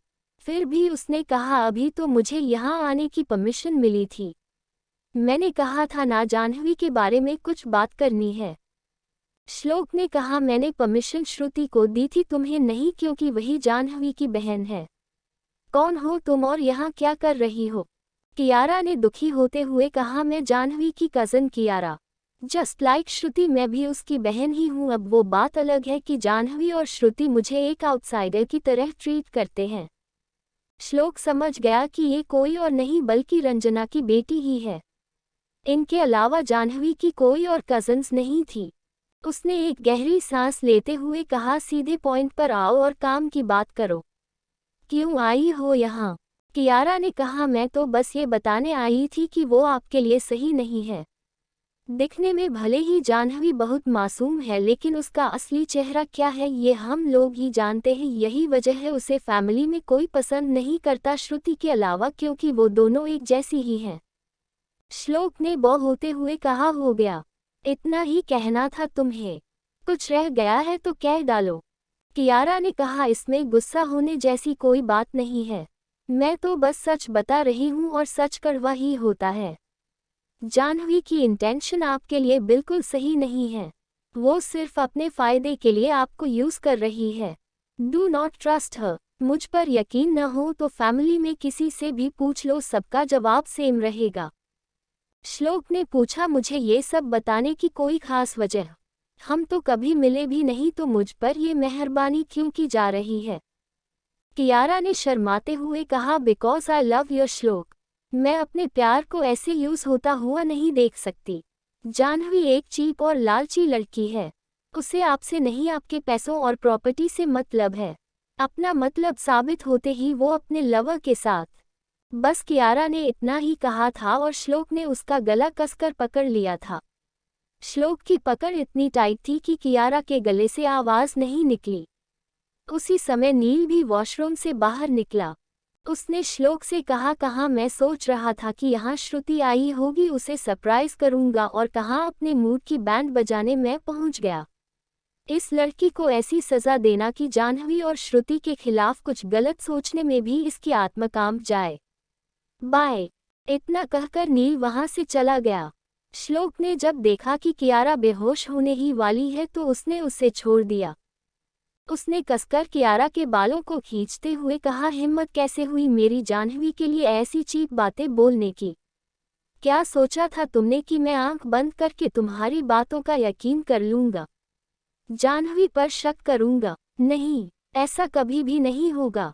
जो बातें तुमने जाह्नवी के लिए कही वो तुम पर ज्यादा सूट करती हैं। कियारा दर्द से कराह उठी, लेकिन श्लोक ने चिंता न करते हुए आगे कहा, क्या कहा तुमने? प्यार करती हो तुम मुझसे? मतलब मुझे यकीन नहीं होता कि प्यार का झूठा कन्फेशन और दिखावा इतना आसान कैसे होता है। पर फिर तुम जैसी कैरेक्टरलेस लड़की से क्या ही उम्मीद की जा सकती है? आइंदा से सोच समझकर मेरे सामने आना। जाह्नवी के बारे में गलत सोचने की और उसे नुकसान पहुंचाने की अगर तुमने थोड़ी भी कोशिश की तो तुम जिंदा नहीं बचोगी। इतना कहकर श्लोक ने कियारा को छोड़ दिया। उसने वेट वाइप से हाथ पोंछे और उन्हें ठीक से सैनिटाइज किया, जैसे कोई बहुत ही गंदी चीज को छुआ था। कियारा बहुत ही बेइज्जत महसूस कर रही थी, लेकिन इसके अलावा वो कर भी क्या सकती थी? दोष उसी का था और यहाँ वो अपनी ही जिम्मेदारी पर थी। श्लोक ने अपने गार्ड्स को कॉल किया और कियारा की अच्छी खातिरदारी मतलब उसे अच्छे से टॉर्चर करने के बाद ही घर भेजने को कहा। रात के समय श्लोक जाह्नवी के बालों में तेल मालिश कर रहा था। जाह्नवी ने अपना सिर श्लोक की गोद में रखा था और वो किसी सोच में गुम थी। श्लोक के लिए दिन ब दिन जाह्नवी के दिल में फीलिंग्स बढ़ रही थी, लेकिन इन्हें क्या नाम दिया जाए ये उसे नहीं पता था। सोचते सोचते जाह्नवी सो गई, लेकिन सोने से पहले जाह्नवी ने धीमी आवाज में कहा, गुड नाइट श्लोक। मैं बहुत ज़्यादा लकी हूँ जो मेरे पास आप हैं और मुझे इस बात की खुशी है कि आप पूरी जिंदगी मेरे ही साथ रहेंगे। जाह्नवी की बात सुनकर श्लोक के चेहरे पर बड़ी सी मुस्कान आ गई। उसने जाह्नवी को आराम से बेड पर लेटाया और उसे ठीक से कवर करने के बाद वो स्टडी रूम में चला गया। नील ने कहा था कि श्लोक से एक ज़रूरी बात करनी है, इसलिए श्लोक ने पहले जाह्नवी के सोने का इंतजार किया। श्लोक ने नील को कॉल किया और नील ने कॉल पिक करते ही पूछा, कियारा के साथ तुमने क्या किया? उसे अच्छा सबक सिखाया या नहीं? श्लोक ने जवाब दिया, हाँ, अब उसे पता चल गया है कि जिन लोगों को हम अपना समझते हैं उनके बारे में बकवास करने का क्या नतीजा होता है। उसके साथ उसकी फैमिली भी समझ जाए तो अच्छा है, वरना अगली बार और बुरा होगा। नील ने कहा, अच्छी बात है। मैं ये बताना चाहता था कि मुझे पता लग गया है कि जाह्नवी की किडनैपिंग में किसका हाथ था। श्लोक ने कहा, जल्दी बताओ। नील ने एक गहरी सांस लेते हुए कहा, जाह्नवी को किडनैप करने वाली कोई और नहीं रंजना ही थी और कुछ हद तक मुझे लगता है कि जाह्नवी की मां को मारा गया था और इसमें भी उसकी बुआ रंजना का हाथ हो सकता है। Welcome to our channel. अध्याय 26-30। आज जाह्नवी अकेले ही कॉलेज आई थी। श्लोक सुबह ही जरूरी काम से ऑफिस जा चुका था, लेकिन जाह्नवी को कॉलेज तक छोड़ने श्लोक का ही ड्राइवर आया था। आजकल श्लोक बहुत बिजी रहने लगा था। उसने बताया वो एक इम्पॉर्टेंट प्रोजेक्ट पर काम कर रहा था, इस वजह से देर रात तक उठना और सुबह जल्दी उठकर काम पर लग जाना श्लोक की आदत बन गई थी। जाह्नवी को उसकी तबीयत की बहुत चिंता थी, लेकिन वो बहस में कभी श्लोक से नहीं जीत पाती थी। अपर्णा ने जाह्नवी को उसके ख्यालों से बाहर निकालते हुए कहा, कहाँ खोई हो जाह्नवी? मैं कब से तुम्हें आवाज लगा रही हूँ लेकिन तुम कुछ जवाब ही नहीं दे रही। जाह्नवी ने बहाना बनाते हुए कहा, कुछ नहीं, बहुत दिनों से ठीक से सोई नहीं हूँ न, इसलिए काफी थकान सी महसूस हो रही है। जाह्नवी को अब श्लोक की आदत हो चुकी थी और उसके बिना जाह्नवी को ठीक से नींद नहीं आती थी। रात को जब तक श्लोक जाह्नवी को अपनी बाहों में कैद करके नहीं सोता था तब तक जाह्नवी हल्की ही नींद में होती थी। निशा ने पूछा, क्यों इतनी बिजी कहाँ रहने लगी हो? जाह्नवी के कुछ कहने से पहले ही अपर्णा ने कहा, अरे भाई, वो अकेले थोड़ी रहती है। जाह्नवी अपने चार्मिंग फियांसे श्लोक के साथ अकेले एक अपार्टमेंट में रहती है। तुम्हें क्या लगता है वो बिना कुछ किए सो जाएंगे? जाह्नवी ने अपर्णा को घूरा और दोनों हाथों से अपना चेहरा छिपा लिया। निशा भी हंसने लगी। उसने श्लोक को पूरी तरह अपने सिस्टम से निकाल लिया था, क्योंकि वो अच्छे से समझ चुकी थी कि जाह्नवी की जगह श्लोक किसी भी लड़की को नहीं दे सकता। हुआ ये था कि कियारा वाला किस्सा कुछ लोगों के कानों तक पहुंच गया था। हल्की हल्की ही खबर थी कि श्लोक की कोई गर्लफ्रेंड है और कियारा उसके बारे में कुछ भला बुरा बोल रही थी। उसके बाद कियारा की जो हालत हुई वो देखने लायक नहीं थी। निशा के भाई ने ये बात जब उसे बताई तो निशा ने उसी समय डिसाइड कर लिया था कि उसे अपनी जिंदगी ज़्यादा प्यारी है और वो जाह्नवी को हर्ट करने की कोशिश नहीं करेगी। निशा के लिए श्लोक का ये एटीट्यूड टोटल टर्न ऑफ था, क्योंकि उसने आज तक बस श्लोक की जेंटल साइड ही देखी थी। तब से ही निशा ने जाह्नवी के लिए अपना एटीट्यूड पूरी तरह से बदल लिया। निशा ने जाह्नवी से पूछा, तुम शादी कब कर रही हो? जाह्नवी ने जवाब दिया, जब मैं अपने सपने पूरे कर लूं तब। निशा ने बहुत इंटरेस्ट के साथ पूछा, शेरगिल फैमिली में किसी को भी इस बात से कोई प्रॉब्लम नहीं? जाह्नवी ने मुस्कुराते हुए ना में सिर हिलाया। तभी निशा ने जाह्नवी का चेहरा अपने दोनों हाथों से पकड़ लिया और उसे ध्यान से देखने लगी। जाह्नवी के होठों को ऊपर एक निशान बना था जो हल्का सा लाल था। अपर्णा ने धीमी आवाज में कहा, ये क्या कर रही हो निशा? श्लोक ने तुम्हें देख लिया तो पता नहीं क्या होगा। निशा ने उसे इग्नोर करते हुए जाह्नवी से पूछा, ये निशान कैसा है जाह्नवी? तुम्हें किसी कीड़े ने काटा है क्या? जाह्नवी ने कन्फ्यूजन में निशा की तरफ देखा। अपर्णा ने भी गौर से उस निशान को देखा और कुछ सोचकर वो हंसने लगी। जाह्नवी ने पूछा, अब तुम्हें क्या हुआ? अपर्णा ने हल्की सी हिंट देते हुए कहा, लगता है किसी को काफी वाइल्ड किस पसंद है। ये सुनकर जाह्नवी की आंखें बड़ी बड़ी हो गई। उसे याद आया कि कल रात जब वो सोने जा रही थी तो श्लोक ने उसे काफी रफली किस किया था। रात की बात याद करके जाह्नवी का चेहरा पूरा लाल टमाटर बन गया था। निशा ने उसे छेड़ते हुए कहा, कोई ब्लश कर रहा है। जाह्नवी ने निशा और अपर्णा को डांटते हुए कहा, बस करो तुम दोनों।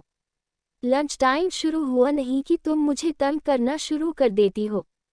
निशा ने कहा, ओ कम ऑन जाह्नवी, अब ये मत कहना कि तुम्हें ये सब पसंद नहीं है। जाह्नवी ने कुछ नहीं कहा और चेहरा दूसरी तरफ घुमा लिया। वो थोड़ा गिल्टी फील कर रही थी कि उसने अपनी दोनों फ्रेंड्स से झूठ बोला है, लेकिन उसे यकीन था कि सच सामने आने पर वो दोनों उसका पॉइंट ऑफ व्यू जरूर समझेंगे। Pure passion agency. आशान केक चेयर पर बैठकर अपनी पेन से खेल रहा था, वहीं सांची सामने खड़ी कुछ एक्सप्लेन कर रही थी। आशान केक मूवी में लीड रोल प्ले करने जा रहा था और उसी मूवी की पूरी टीम मीटिंग रूम में थी। ये मूवी पूरी कंपनी के लिए बहुत इम्पोर्टेंट होने वाली थी, इसलिए सांची भी इसमें पूरे एफर्ट्स डाल रही थी और इस समय वही सब चल रहा था। आशान किस बात से मना नहीं कर सकता था कि सांची सच में बहुत टैलेंटेड और मेहनती है। अभय ने सही इंसान को सीईओ की पोजीशन सौंपी थी, पर फिर भी पर्सनल लाइफ बीच में आ ही जाती थी। अक्सर सांची और आशान का आमना सामना होता रहता था, लेकिन सांची का एटीट्यूड आशान को पसंद नहीं आता था। वो बिल्कुल बदल चुकी थी। आज भी आशान चाहता था कि सांची उससे बात करने की कोशिश करे, लेकिन ऐसा होने नहीं वाला था। सब मीटिंग के बीच में ही थे, तभी किसी ने दरवाज़ा खटखटाया। सांची ने गुस्से में फाइल टेबल पर पटकी। उसे पसंद नहीं था जब कोई उसे डिस्टर्ब करता था। सभी को इंस्ट्रक्शंस मिले हुए थे कि जब मीटिंग चल रही हो तो किसी तरह का डिस्टर्बेंस नहीं चलेगा। सांची ने कम इन कहा। एक लड़की थोड़ा घबराते हुए अंदर आई। सांची ने पूछा, बोलो पंछी, मुझे डिस्टर्ब करने का कोई खास कारण? पंछी ने जवाब दिया, मैम सिद्धार्थ सर आए हैं और वो आपसे मिलना चाहते हैं। सिद्धार्थ का नाम सुनकर आशान का खून खौल उठा, लेकिन वो चुपचाप बैठा रहा। उसे देखना था सांची कैसे रिएक्ट करेगी। सांची ने एक आईब्राउ उठाते हुए पूछा, बस इसके लिए तुमने मुझे डिस्टर्ब किया? क्या तुमने सिद्धार्थ को ये नहीं बताया कि मैं कितने इम्पोर्टेंट काम में बिजी हूँ? क्या उसने मुझे मिलने के लिए अपॉइंटमेंट ली थी? पंछी ने ना में सिर हिलाते हुए कहा, नहीं मैम, मैंने सर को बताया था कि आप बिजी हैं, लेकिन उन्होंने कहा कि अगर मैंने उनका मैसेज आप तक नहीं पहुंचाया तो वो मुझे जॉब से निकाल देंगे। सांची ने एक आईब्राउ उठाते हुए पूछा, रियली? पंछी ने हाँ में सर हिलाया तो सांची ने पूछा, सिद्धार्थ को ये हक किसने दिया कि वो यहाँ आकर ऐसा कुछ कर सके? Who is the boss? Panchhi ने जवाब दिया, you are the boss ma'am. Sanchi ने कहा, एग्जैक्टली। मुझसे रिलेटेड कोई भी इंसान यहाँ आकर तुम्हें कोई ऑर्डर दे तो कोई भी उसे फॉलो नहीं करेगा। सिर्फ इसलिए कि उनका मुझसे कोई रिश्ता है, इसका ये मतलब नहीं है कि वो आप सबको ऑर्डर कर सकें। अगर ऐसा ही चलता रहा तो ये कंपनी कभी आगे नहीं बढ़ सकेगी। बिना अपॉइंटमेंट के मुझसे मेरी फैमिली भी नहीं मिल सकती। आशांत ने हैरानी से सांची को देखा। उसे ये उम्मीद नहीं थी, पर वो सांची की बात सुनकर बहुत खुश था। सांची ने आगे कहा, मेरी पर्सनल और प्रोफेशनल लाइफ एक दूसरे से बिल्कुल अलग है, इसलिए जब तक आप लोग वर्क प्लेस पर हैं इस बात को ध्यान में रखें। यहाँ से बाहर न मैं आपकी बॉस हूँ और न आप सभी मेरे एम्प्लॉय। फिर सांची ने पंछी की ओर मुड़ते हुए कहा, अब सिद्धांत से कहो कि वो यहाँ से जा सकता है। मैं बहुत बिजी हूँ और नेक्स्ट टाइम वो बिना अपॉइंटमेंट के यहाँ न आए। अगर फिर भी न माने और जाने को राजी न हो तो बेझिझक सिक्योरिटी की मदद ले लेना। मैं कुछ नहीं कहूँगी, अब तुम जा सकती हो, मेरा वैसे ही बहुत टाइम वेस्ट हो गया है। पंछी औक कहकर चली गई। सांची ने वापस मीटिंग कंटिन्यू की। वहां बैठे सभी लोग हैरानी से सांची को देख रहे थे। वो ऐसे प्रिटेंड कर रही थी जैसे अभी यहाँ पर कुछ हुआ ही नहीं था। लेकिन इस कंपनी का हर एक मेंबर सांची से काफ़ी खुश था और आज तो आशांत कुछ ज़्यादा ही खुश था क्योंकि उसे पता था कि सिद्धार्थ यहाँ उसे ही नीचा दिखाने आया था, लेकिन सांची ने मौका नहीं दिया। आशांत ने पूछा, क्या तुम वही जो मैं तुम्हें समझ रहा था या फिर मुझे ही गलतफहमी हुई थी? दूसरी तरफ श्लोक कॉलेज के बाहर जाह्नवी का वेट कर रहा था। वो इतने दिनों से जिस डील पर काम कर रहा था वो फाइनली उसके हाथ लग चुकी थी। अब फाइनली श्लोक जाह्नवी के साथ थोड़ा वक्त बिता सकता था और आराम कर सकता था। उसे लग रहा था जैसे उसकी तबीयत खराब हो रही है, लेकिन श्लोक ने इस बात को इग्नोर कर दिया। काफ़ी देर तक श्लोक को जाह्नवी नज़र नहीं आई। स्टूडेंट्स जा चुके थे और कॉलेज खाली खाली सा लग रहा था, लेकिन जाह्नवी कहीं नज़र नहीं आई। उसके साथ जो दो फ्रेंड्स रहती थी, अपर्णा और निशा, वो भी श्लोक को कहीं दिखी नहीं। श्लोक थोड़ा घबरा गया और ड्राइवर को अपने साथ चलने का इशारा किया। श्लोक ने प्रिंसिपल को कॉल करके जाह्नवी का पता करने को कहा और खुद भी हर एक कोना छान रहा था। एक खाली क्लासरूम से कुछ आवाज़ें आ रही थी। श्लोक ने झटके से दरवाज़ा खोला और सामने का नज़ारा देखकर उसका खून खौल उठा। जाह्नवी ने एक्साइटमेंट से चारों ओर देखते हुए कहा, इट्स वेरी ब्यूटीफुल। श्लोक ने मुस्कुराते हुए पूछा, तुम्हें ये जगह पसंद आई? जाह्नवी ने हाँ में सिर हिलाते हुए जवाब दिया, हाँ बहुत ज़्यादा। लेकिन यहाँ आने की कोई खास वजह? श्लोक ने जाह्नवी को अपनी ओर खींचते हुए कहा, हाँ, बहुत टाइम हो गया जब लास्ट टाइम हमने आराम से बैठकर बातें की थी, तो मैंने सोचा अपनी सुंदर सी पत्नी के साथ थोड़ा समय बिताया जाए। और मैंने तुम्हें बताया ही था कि आज एक बहुत ही बड़ी डील मैंने क्रैक की है। इतने दिनों की मेहनत का फल मुझे मिल गया। जाह्नवी ने श्लोक को हग करते हुए कहा, I am so proud of you. श्लोक ने जाह्नवी के माथे पर किस करते हुए कहा, थैंक यू। वैसे एक और रीज़न था तुम्हें यहाँ लेकर आने का। मैंने सोचा कि मैं तुम्हें कभी कहीं लेकर नहीं गया, इसलिए आज मैंने रिजर्वेशंस की और हम यहाँ हैं। जाह्नवी ने श्लोक पर अपनी पकड़ कसते हुए कहा, थैंक यू सो मच। मैं काफ़ी टाइम बाद कहीं घूमने आई और ये शहर मेरे लिए नया है। इससे पहले मैं चेन्नई में रहती थी हॉस्टल में, इसलिए ये जगह मैंने कभी एक्सप्लोर नहीं की। श्लोक ने मुस्कुराते हुए कहा, इट्स ऑक, मैं हूं ना, तुम जहां जाना चाहोगी मैं तुम्हें ले जाऊंगा। तुम्हें बस डिमांड करनी है। जाह्नवी मुस्कुराए और वापस चारों तरफ का नज़ारा देखने लगी। वो लोग होटल की रूफटॉप पर थे जहां से पूरा शहर अच्छे से दिखाई दे रहा था। जाह्नवी जानती थी कि श्लोक उसका मन बहलाने के लिए उसे यहाँ ले आया है। दोपहर में जो हुआ था उसके बाद जाह्नवी काफ़ी अपसेट थी। फ्लैशबैक, अपर्णा और निशा दोनों कुर्सियों से बंधी हुई थी। उनका मुंह भी बंद किया गया था। वहीं पीटर जाह्नवी को पकड़े हुआ था। ये देखकर श्लोक बहुत गुस्से में था। जाह्नवी ने पैनिक होने के बजाय अपना दिमाग लगाया और सामने से आते हुए हिमांशु के मेन पॉइंट को जोर से किक किया, जिस वजह से वो दर्द से बिलबिलाते हुए जमीन पर गिर गया। पीटर ने जाह्नवी का गला पकड़ लिया, लेकिन उसी समय श्लोक अंदर आया और पीटर को जाह्नवी से दूर किया। श्लोक को देखकर जाह्नवी की जान में जान आई। श्लोक ने अपने ड्राइवर को इशारा किया और दोनों ने मिलकर पीटर और हिमांशु की अच्छी धुलाई की। श्लोक का ड्राइवर भी वेल ट्रेन्ड था ताकि इस तरह की सिचुएशंस में वो कुछ मदद कर सके। इस बीच जाह्नवी ने अपर्णा और निशा को रस्सियों से आज़ाद किया और उनकी जगह अब पीटर हिमांशु थे। श्लोक ने जाह्नवी और उसकी दोनों फ्रेंड्स से पूछा, तुम सब ठीक हो? तीनों ने हाँ में सिर हिलाया। श्लोक ने जाह्नवी को हग करते हुए कहा, गलती मेरी ही है, मुझे तुम्हारी सिक्योरिटी का ठीक से इंतजाम करना चाहिए था, लेकिन प्रिंसिपल पटेल की तो मैं अच्छी खबर लूँगा। जाह्नवी ने पूछा, उन्होंने क्या किया? श्लोक ने जवाब दिया, तुम्हारा ठीक से ध्यान नहीं रखा। प्रेजेंट। उसके बाद पीटर और हिमांशु दोनों को श्लोक ने अपने टॉर्चर रूम में भिजवा दिया था और अपने गार्ड से कहकर उन्हें स्पेशल ट्रीटमेंट देने को कहा। जाह्नवी को इससे कोई प्रॉब्लम नहीं थी, बल्कि वो खुद एक टॉर्चर टूल ट्राई करना चाहती थी। अभी ये जानना बाकी था कि पीटर और हिमांशु किसके लिए काम कर रहे थे, पर प्रिंसिपल पटेल के साथ क्या हुआ ये जाह्नवी नहीं जानती थी। श्लोक ने जाह्नवी से कहा, तुम आज बहुत सुंदर लग रही हो। जाह्नवी ने शर्माते हुए कहा, थैंक यू। श्लोक ने कहा, वहीं खड़ी रहो, मैं तुम्हारी कुछ पिक्चर्स क्लिक करना चाहता हूँ। जाह्नवी ने तुरंत हाँ कह दिया। कुछ देर तक उनका फोटो सेशन चला जिसमें उन्होंने साथ में भी कई पिक्चर्स क्लिक की थी। श्लोक ने कहा, चलो खाना खा लेते हैं, फिर घर चलना है। जाह्नवी ने ओक कहा और श्लोक के हाथ में अपना हाथ दे दिया।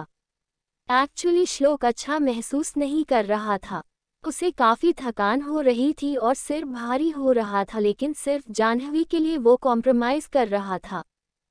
खाना खाने के बाद श्लोक और जाह्नवी वापस अपने अपार्टमेंट जा रहे थे। कार में बैठते ही श्लोक ने जाह्नवी के कंधे पर अपना सिर टिका लिया।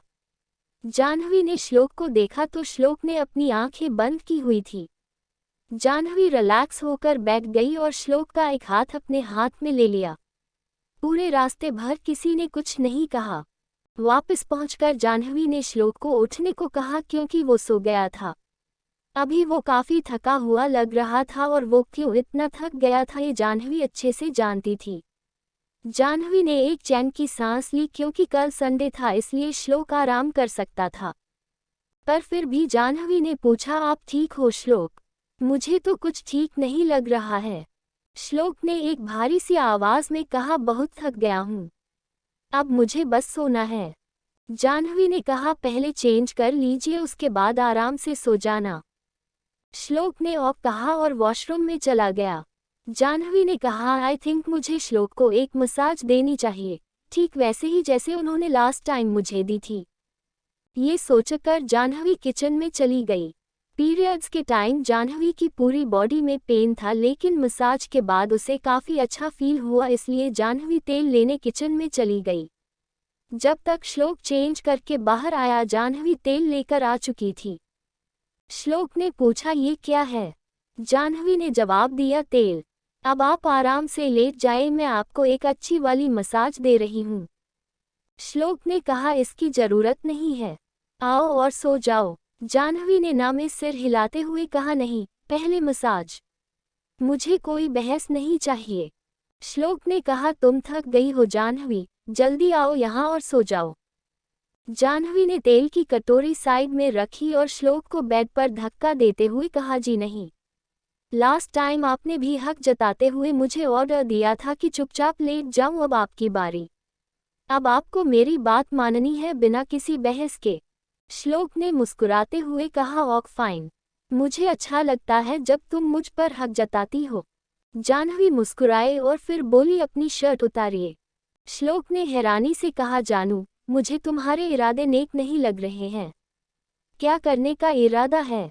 जाह्नवी ने हल्के गुस्से से कहा, यू डर्टी माइंडेड पर्सन, मैं मसाज के लिए कह रही थी। अब जल्दी से अपनी शर्ट उतारिए और पेट के बल लेट जाए। श्लोक ने जाह्नवी की बात मानी और पेट के बल लेट गया। जाह्नवी आराम से बिस्तर पर बैठ गई और मसाज स्टार्ट की। लास्ट टाइम जैसा श्लोक कर रहा था वैसा ही जाह्नवी ने भी किया। श्लोक तुरंत रिलैक्स हो गया, उसने अपनी आंखें बंद कर ली। जाह्नवी ने उसके सिर में भी थोड़ी चंपी की और कुछ ही देर में वो गहरी नींद में सो चुका था। जाह्नवी ने जल्दी से अपने हाथ साफ किए और वापस श्लोक के पास आ गई। श्लोक के चेहरे पर एक हल्की सी मुस्कान थी और सुकून भी था। जाह्नवी ने प्यार से श्लोक के चेहरे पर हाथ फेरा और कुछ देर तक उसे निहारती रही। श्लोक के होठों को अपने अंगूठे से सहलाते हुए जाह्नवी ने कहा, कोई इतना अच्छा कैसे हो सकता है? पर मेरे लिए इतना सब करने की वजह क्या है? क्या मैं इतनी स्पेशल हूँ आपके लिए जो मेरे लिए आप अपने बारे में भी नहीं सोचते? और मेरा क्या, आपके लिए मेरे दिल में जो फीलिंग्स हैं उन्हें मैं खुद समझ नहीं पा रही हूँ। ऐसा लगता है कि आपके बिना मेरा जी पाना बहुत मुश्किल है। क्या ये मेरा आपसे लगाव है या फिर इस फीलिंग को कुछ और ही कहूँ? जाह्नवी ने श्लोक के होठों को धीरे से चूमा और उसे हग करते हुए ब्लैंकेट से कवर किया। लाइट्स ऑफ करने के बाद जाह्नवी ने धीरे से कहा, good night my sunshine. Jahnavi ने धीरे से श्लोक के बालों को सहलाते हुए कहा, श्लोक उठो ना प्लीज़, हमें अभी घर भी जाना है। सब लोग ब्रेकफास्ट के लिए हमारा वेट कर रहे होंगे। पर श्लोक थोड़ा भी नहीं हिला।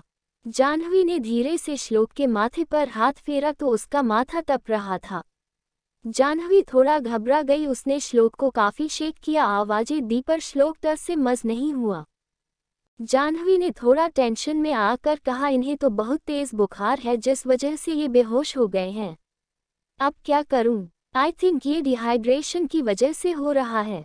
वैसे भी आजकल श्लोक अपना ख्याल नहीं रख रहे हैं और खाना पीना सही ढंग से नहीं हो पा रहा है। पहले माँ को कॉल करके इन्फॉर्म कर देती हूँ। जाह्नवी ने माहिरा को कॉल किया। माहिरा ने कॉल पिक करते हुए कहा, गुड मॉर्निंग बेटा, क्या तुम और श्लोक यहाँ आने के लिए तैयार हो गए हो? ब्रेकफास्ट ऑलमोस्ट तैयार है, जल्दी आ जाओ। जाह्नवी ने कहा, एक्चुअली माँ, हम वहाँ नहीं आ सकते। श्लोक को बहुत तेज बुखार है और वो बेहोश हो गए हैं। माहिरा ने लगभग चिल्लाते हुए कहा, फिर से? जाह्नवी ने पूछा, फिर से मतलब? माहिरा ने कहा, बाद में बताती हूँ, मैं अभी डॉक्टर को कॉल कर रही हूँ, हॉस्पिटल जाने की जरूरत नहीं है। जाह्नवी कहने ही वाली थी कि इसकी जरूरत नहीं पड़ेगी क्योंकि इस सिचुएशन में क्या करना था वो जाह्नवी को अच्छी तरह पता था। वो सिर्फ माहिरा को इतना बताना चाहती थी कि आज वो नहीं आ सकेंगे, लेकिन माहिरा ने बिना कुछ सुने ही कॉल डिस्कनेक्ट कर दिया। जाह्नवी ने एक गहरी सांस ली और फोन साइड में रख दिया। वो श्लोक के पास आई और उसके माथे पर किस करके किचन में चली गई क्योंकि अभी जो सामान चाहिए था वो किचन में ही था। वैसे ये सिचुएशन उसके लिए काफी आसान था। कुछ देर में ही श्लोक होश में आ गया था।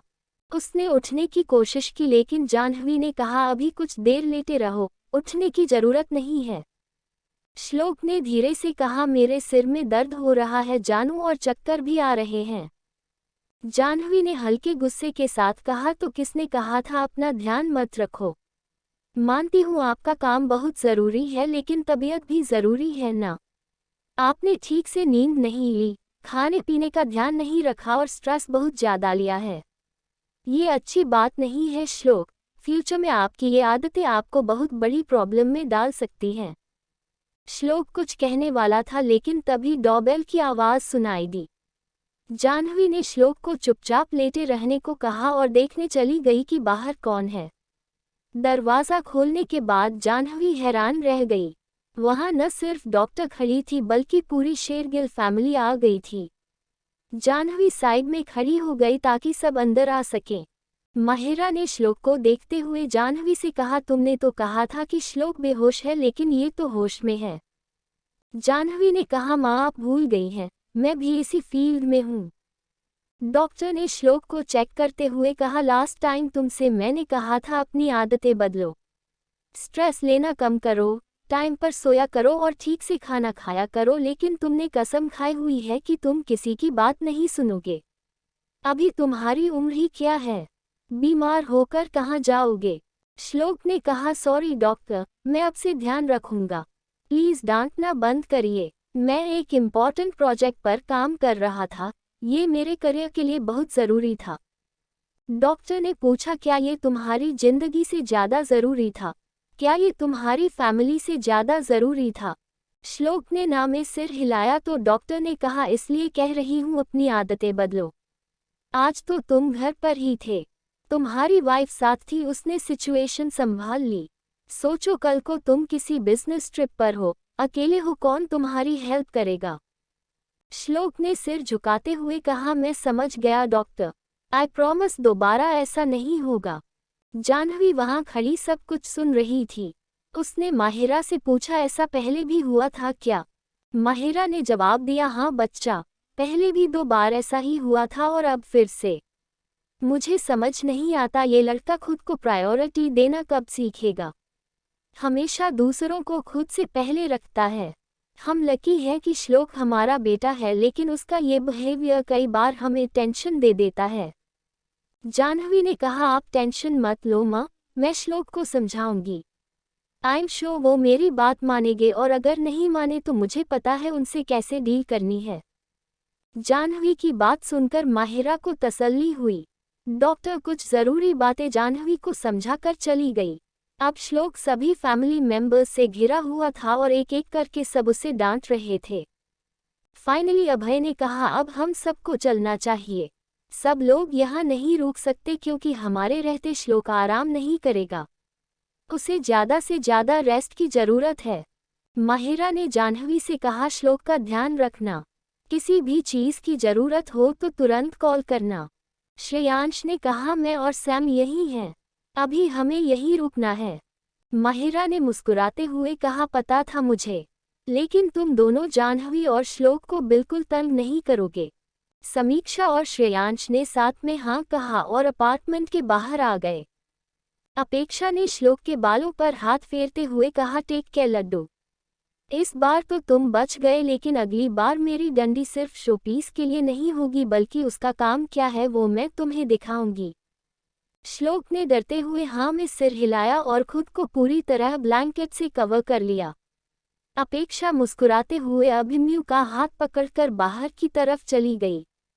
जाह्नवी मुस्कुराते हुए श्लोक के पास आकर बैठ गई। श्लोक ने जाह्नवी की ओर देखते हुए कहा, तुमने आज मुझे मार खिलाने का पूरा प्लान बनाया था। क्या जरूरत थी सबको यहाँ बुलाने की? सब फालतू में परेशान हो गए। ये तो बहुत नॉर्मल सी बात थी। जाह्नवी ने श्लोक को घूरते हुए कहा, दादी की वार्निंग काफ़ी नहीं थी। वापस बुलाऊं उन्हें ताकि वो कुछ एक्शंस दिखा सकें? श्लोक ने तुरंत ना में सिर हिला दिया और मुंह बना लिया।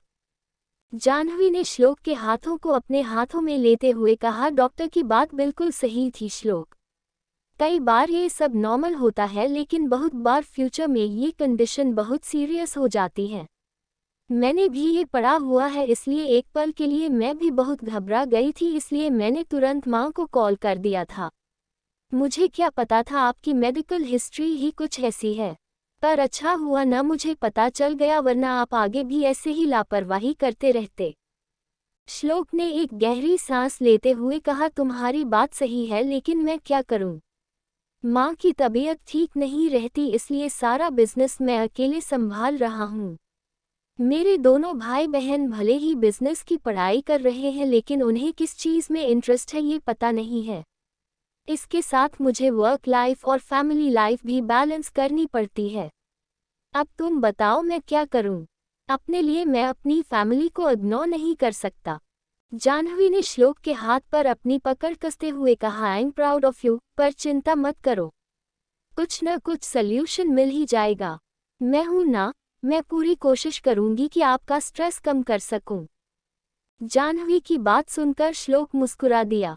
अच्छा लगता है जब तुम्हें समझने वाला कोई हो, और वही अभी श्लोक भी फील कर रहा था। श्लोक और जाह्नवी की बातें समीक्षा और श्रेयांश ने सुन ली थी। समीक्षा श्लोक के पास जाना चाहती थी, पर श्रेयांश ने उसका हाथ पकड़ लिया और दूसरे रूम में ले गया। समीक्षा ने श्रेयांश को टाइटली हग करते हुए कहा, हम बिल्कुल अच्छे भाई बहन नहीं हैं। भैया इतने सालों से अकेले सब कुछ करते आए, परेशान रहे, बीमार होते रहे, लेकिन क्यों ये हमने कभी जानने की कोशिश नहीं की। बस ये कह दिया कि हमें बिजनेस में कोई इंटरेस्ट नहीं है, और वो एक अच्छे बड़े भाई की तरह हमारी चॉइस को सपोर्ट करते रहे। अगर भाई को कुछ हो गया तो मैं ये गिल्ट अपने सीने से कैसे उतारूंगी? श्रेयांश ने समीक्षा की पीठ थपथपाते हुए कहा, यही तो मैं भी सोच रहा हूँ। बट इट्स ऑफ ना, अब हमें भी अपनी जिम्मेदारी समझनी चाहिए। भैया का सहारा बनना चाहिए, उनकी मदद करनी चाहिए, इससे हम सब खुश रहेंगे। समीक्षा ने हाँ में सिर हिलाते हुए कहा, ये राइट, पर भैया को इस बारे में कुछ पता नहीं चलना चाहिए, वरना वो खुद को ही ब्लेम करेंगे। श्रेयांश ने सहमत होते हुए कहा, हाँ, अब चलो ब्रेकफास्ट रेडी करते हैं। हम सब में से किसी ने भी कुछ नहीं खाया है, इसके बाद आगे क्या करना है वो हम सोचेंगे। दूसरी तरफ आज पूरी श्रीवास्तव फैमिली एक साथ थी। सब लिविंग रूम में आराम से बैठे हुए अपना संडे स्पेंड कर रहे थे। सब कुछ नॉर्मल ही था, क्योंकि अभी जो हालात थे उनसे समझौता हो चुका था। अब श्लोक अपने बिजनेस पर कोई खतरा नहीं चाहता था। तभी रंजना की वहां एंट्री हुई। उसके चेहरे पर गुस्सा साफ झलक रहा था। पीछे से कियारा भी अंदर आई, लेकिन उसे देखकर हर कोई हैरान था। उसके चेहरे पर काफी सारे कट के निशान थे और बाल बिल्कुल छोटे छोटे कटे हुए थे। अशोक ने हैरानी से पूछा, तुम्हें ये क्या हुआ है कियारा? ये हुलिया क्यों बनाया है और यहाँ इस तरह आने की वजह? रंजना ने गुस्से से कहा, ये सब आपके कारण हुआ है भैया। अगर आपने उस लड़की को पहले ही ठिकाने लगा दिया होता तो आज ये दिन नहीं देखना पड़ता। अशोक ने गुस्से से पूछा, ये क्या बकवास बात कर रही हो तुम? क्या किया मैंने? किसकी बात कर रही हो तुम? रंजना ने कियारा की ओर इशारा करते हुए कहा, मेरी बेटी की हालत देख रहे हैं आप। इसकी वजह है जाह्नवी। श्लोक ने जैसी हालत मेरे बेटे की थी वही कियारा के साथ भी किया। अब वो कुछ बोल भी नहीं पा रही। इतना काफी नहीं था, उसने अपने गार्ड से कहकर ये हुलिया बनवा दिया है मेरी कियारा का। श्रुति को छोड़कर सभी के मुंह से साथ में निकला क्या? रंजना ने चिल्लाते हुए कहा, हाँ, और इसकी वजह है जाह्नवी। सिर्फ उसके लिए श्लोक हर एक इंसान को टारगेट कर रहा है। पता नहीं वो लड़की उसे कौन सी कहानियां सुना रही है जो उसने मेरी बेटी के साथ ऐसा किया। अगर आपने मेरी बात मानकर उस लड़की को पहले ही ठिकाने लगा दिया होता तो ये दिन नहीं देखना पड़ता। श्रुति ने तेज आवाज में कहा, इनफ बुआ, बहुत बोल चुकी हैं आप। जानती भी हैं क्या हुआ था, या फिर जानते हुए भी अनजान बन रही हैं। श्लोक लास्ट टाइम ये बता क्लियर करके गया था कि जो भी उसकी फैमिली को हर्ट करने की कोशिश करेगा उसे वो छोड़ेगा नहीं। क्या कियारा ने आपको बताया कि वो श्लोक के ऑफिस में उससे क्यों मिलने गई थी? अशोक ने हैरानी से कियारा से पूछा, क्या तुम श्लोक से मिलने गई थी मेरे मना करने के बावजूद? हाउ डरे यू? क्या हुआ था वहां, जल्दी बताओ मुझे। श्रुति ने कहा, ये कुछ बोलने की हालत में नहीं है ताऊजी। मैं आपको बताती हूँ कि हुआ क्या था। एक्चुअली बताती नहीं, दिखाती हूँ ताकि बुआ ये न कहे कि मैंने झूठ बोला। इतना कहकर श्रुति ने अपने फ़ोन में वीडियो प्ले करके अशोक के हाथ में दे दिया। ये श्लोक के ऑफिस के अंदर वाली सीसीटीवी रिकॉर्डिंग थी जो नील ने उसे भेजी थी ताकि वो अपनी फैमिली को लास्ट वार्निंग दे सके, पर श्रुति ने ये बात खुद तक ही सीमित रखी क्योंकि वो जानती थी कि उसकी फैमिली को बस कंफर्ट से मतलब है। श्लोक की धमकी के बाद सब चुप ही बैठे थे, लेकिन आज रंजना में आकर श्रुति की बॉटम लाइन टच कर दी थी, इसलिए श्रुति ने ये वीडियो अशोक को दिखा ही दी। अशोक ने कियारा की तरफ देखते हुए गुस्से से कहा, तुमसे माँ ने कहा था ना कि ये बेवकूफ़ी मत करना, लेकिन तुमने मेरी बात नहीं सुनी। अब भुगतो। समझ तो तुम्हें आ ही गया होगा कि क्यों मैं शांत बैठा हूँ। मैं अपनी जिंदगी में और परेशानियां नहीं चाहता, अब चैन से जीना है मुझे। अब तुम्हें भी तुम्हारा सबक मिल ही गया है और अब पक्का तुम चैन से बैठोगी।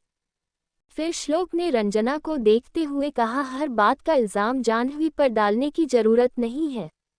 कभी अपनी और अपने बच्चों की गलती एक्सेप्ट करना भी सीखो। श्लोक को कियारा को जानता भी नहीं था, पर ये खुद ही उसकी बैड बुक्स में आ गई।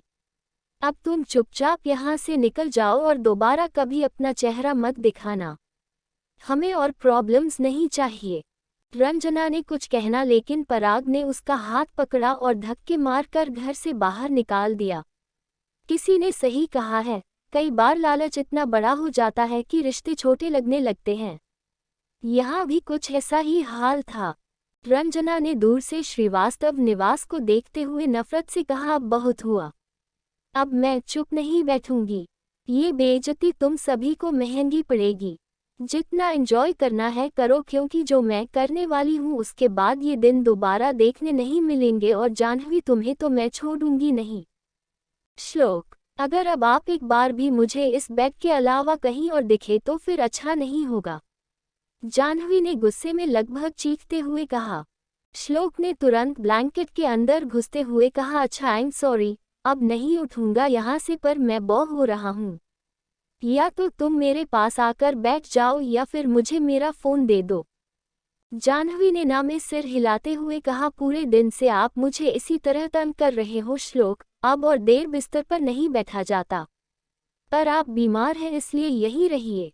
मैं डिनर बनाने में समीक्षा और श्रेयांश की हेल्प करने जा रही हूँ और फ़ोन से आप कुछ समय के लिए दूर रहें तो अच्छा है।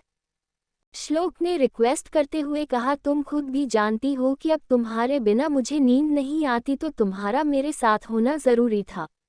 बस 10 मिनट के लिए फ़ोन मुझे दे दो, फिर कुछ नहीं कहूँगा। जाह्नवी ने एक गहरी सांस ली और अपनी पॉकेट से फ़ोन निकालकर श्लोक की तरफ बढ़ा दिया। उसने वार्निंग वाली टोन में कहा, 10 मिनट बाद मैं ये फ़ोन वापस अपने साथ ले जाऊंगी, यू बेटर बी क्विक। श्लोक ने हाँ में सिर हिलाते हुए कहा, ऑक स्वीट हार्ट। जाह्नवी एक लास्ट टाइम श्लोक के बालों पर हाथ फेरते हुए रूम से बाहर चली गई।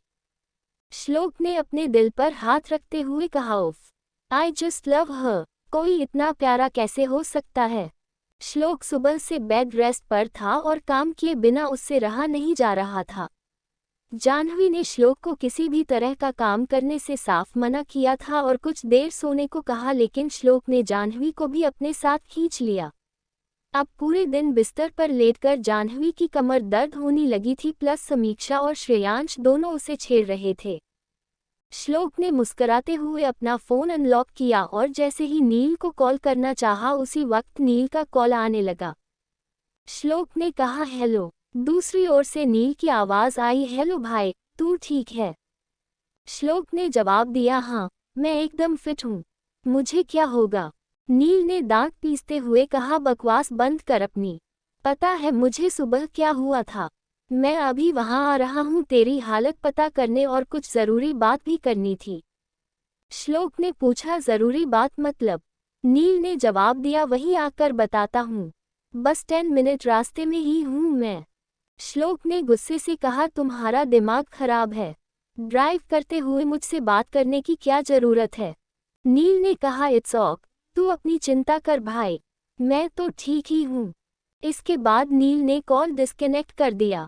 श्लोक ने एक गहरी सांस ली और ऋषि को टेक्स्ट किया, कुछ पता चला पीटर और हिमांशु के बॉस का?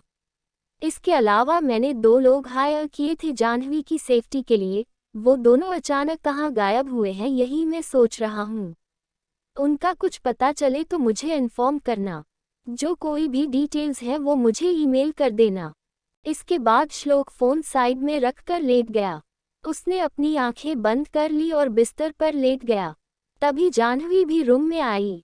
श्लोक को देखकर उसने सोचा कि शायद वो सो गया है। जाह्नवी ने फ़ोन उठाकर अपनी पॉकेट में डाल लिया। फिर मुस्कुराते हुए श्लोक के गाल पर किस किया और कहा, गुड बॉय। इतना कहकर जाह्नवी ने श्लोक को अच्छे से ब्लैंकेट से कवर किया और रूम का दरवाज़ा बंद कर दिया। श्लोक ने एक गहरी सांस लेते हुए कहा, ये लड़की किसी दिन मेरी जान लेकर मानेगी। पता नहीं कब तक मैं अपनी इन फीलिंग्स को दिल में दबा कर रखूंगा। मैं अपनी फीलिंग्स कन्फेस करना चाहता हूँ। हर दिन जाह्नवी को बताना चाहता हूँ कि मैं उससे कितना प्यार करता हूँ, पर यह सब आसान नहीं है। मैं उसे किसी भी तरह के प्रेशर में नहीं डालना चाहता।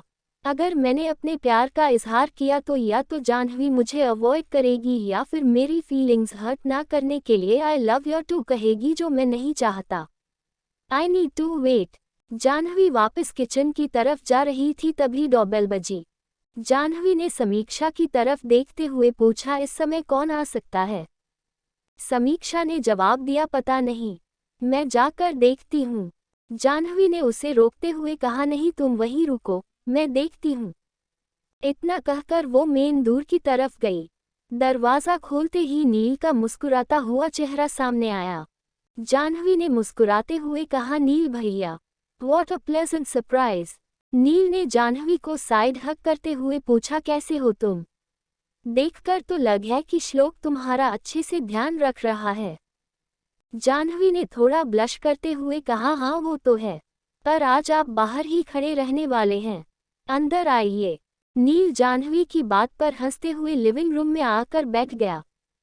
उसने जाह्नवी से पूछा, श्लोक कहाँ है? जाह्नवी ने रूम की तरफ इशारा करते हुए कहा, अभी वो आराम कर रहे हैं।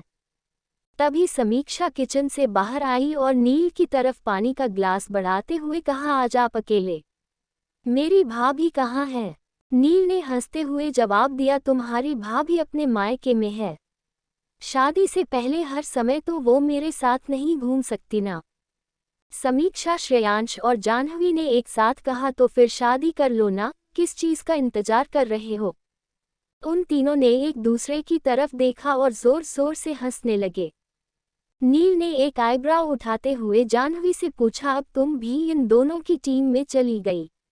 सोचो तुम तीनों अगर ट्रिपलेट्स होते तो कितना मज़ा आता ना। समीक्षा ने उसके मुंह पर हाथ रखते हुए कहा, अपनी जुबान को लगाम लगाए भैया। अगर श्लोक भाई के कानों में ये शब्द पड़ गए तो न जाने आपका क्या होगा। नील ने तुरंत अपने दोनों हाथों से मुंह बंद कर लिया। उसकी इस हरकत पर सभी जोर जोर से हंसने लगे। हंसने की आवाजें श्लोक भी सुन पा रहा था, लेकिन वो अपनी जगह से उठकर जाह्नवी को नाराज नहीं करना चाहता था। अभी तो वो उसे इतनी स्वीट किस देकर गई थी, इसलिए श्लोक अभी उसी फील में था। डिनर के बाद नील ने जाह्नवी से कहा, मुझे श्लोक से बहुत ज़रूरी बात करनी है, प्लीज़ थोड़ी प्रिवेसी दे दो। समीक्षा ने कहा, भाभी आप हमारे रूम में आ जाए, let's have some fun. Jahnavi ने अपनी जगह से उठते हुए कहा, ओक लेट्स गो। इतना कहकर वो श्रेयांश और समीक्षा के साथ चली गई।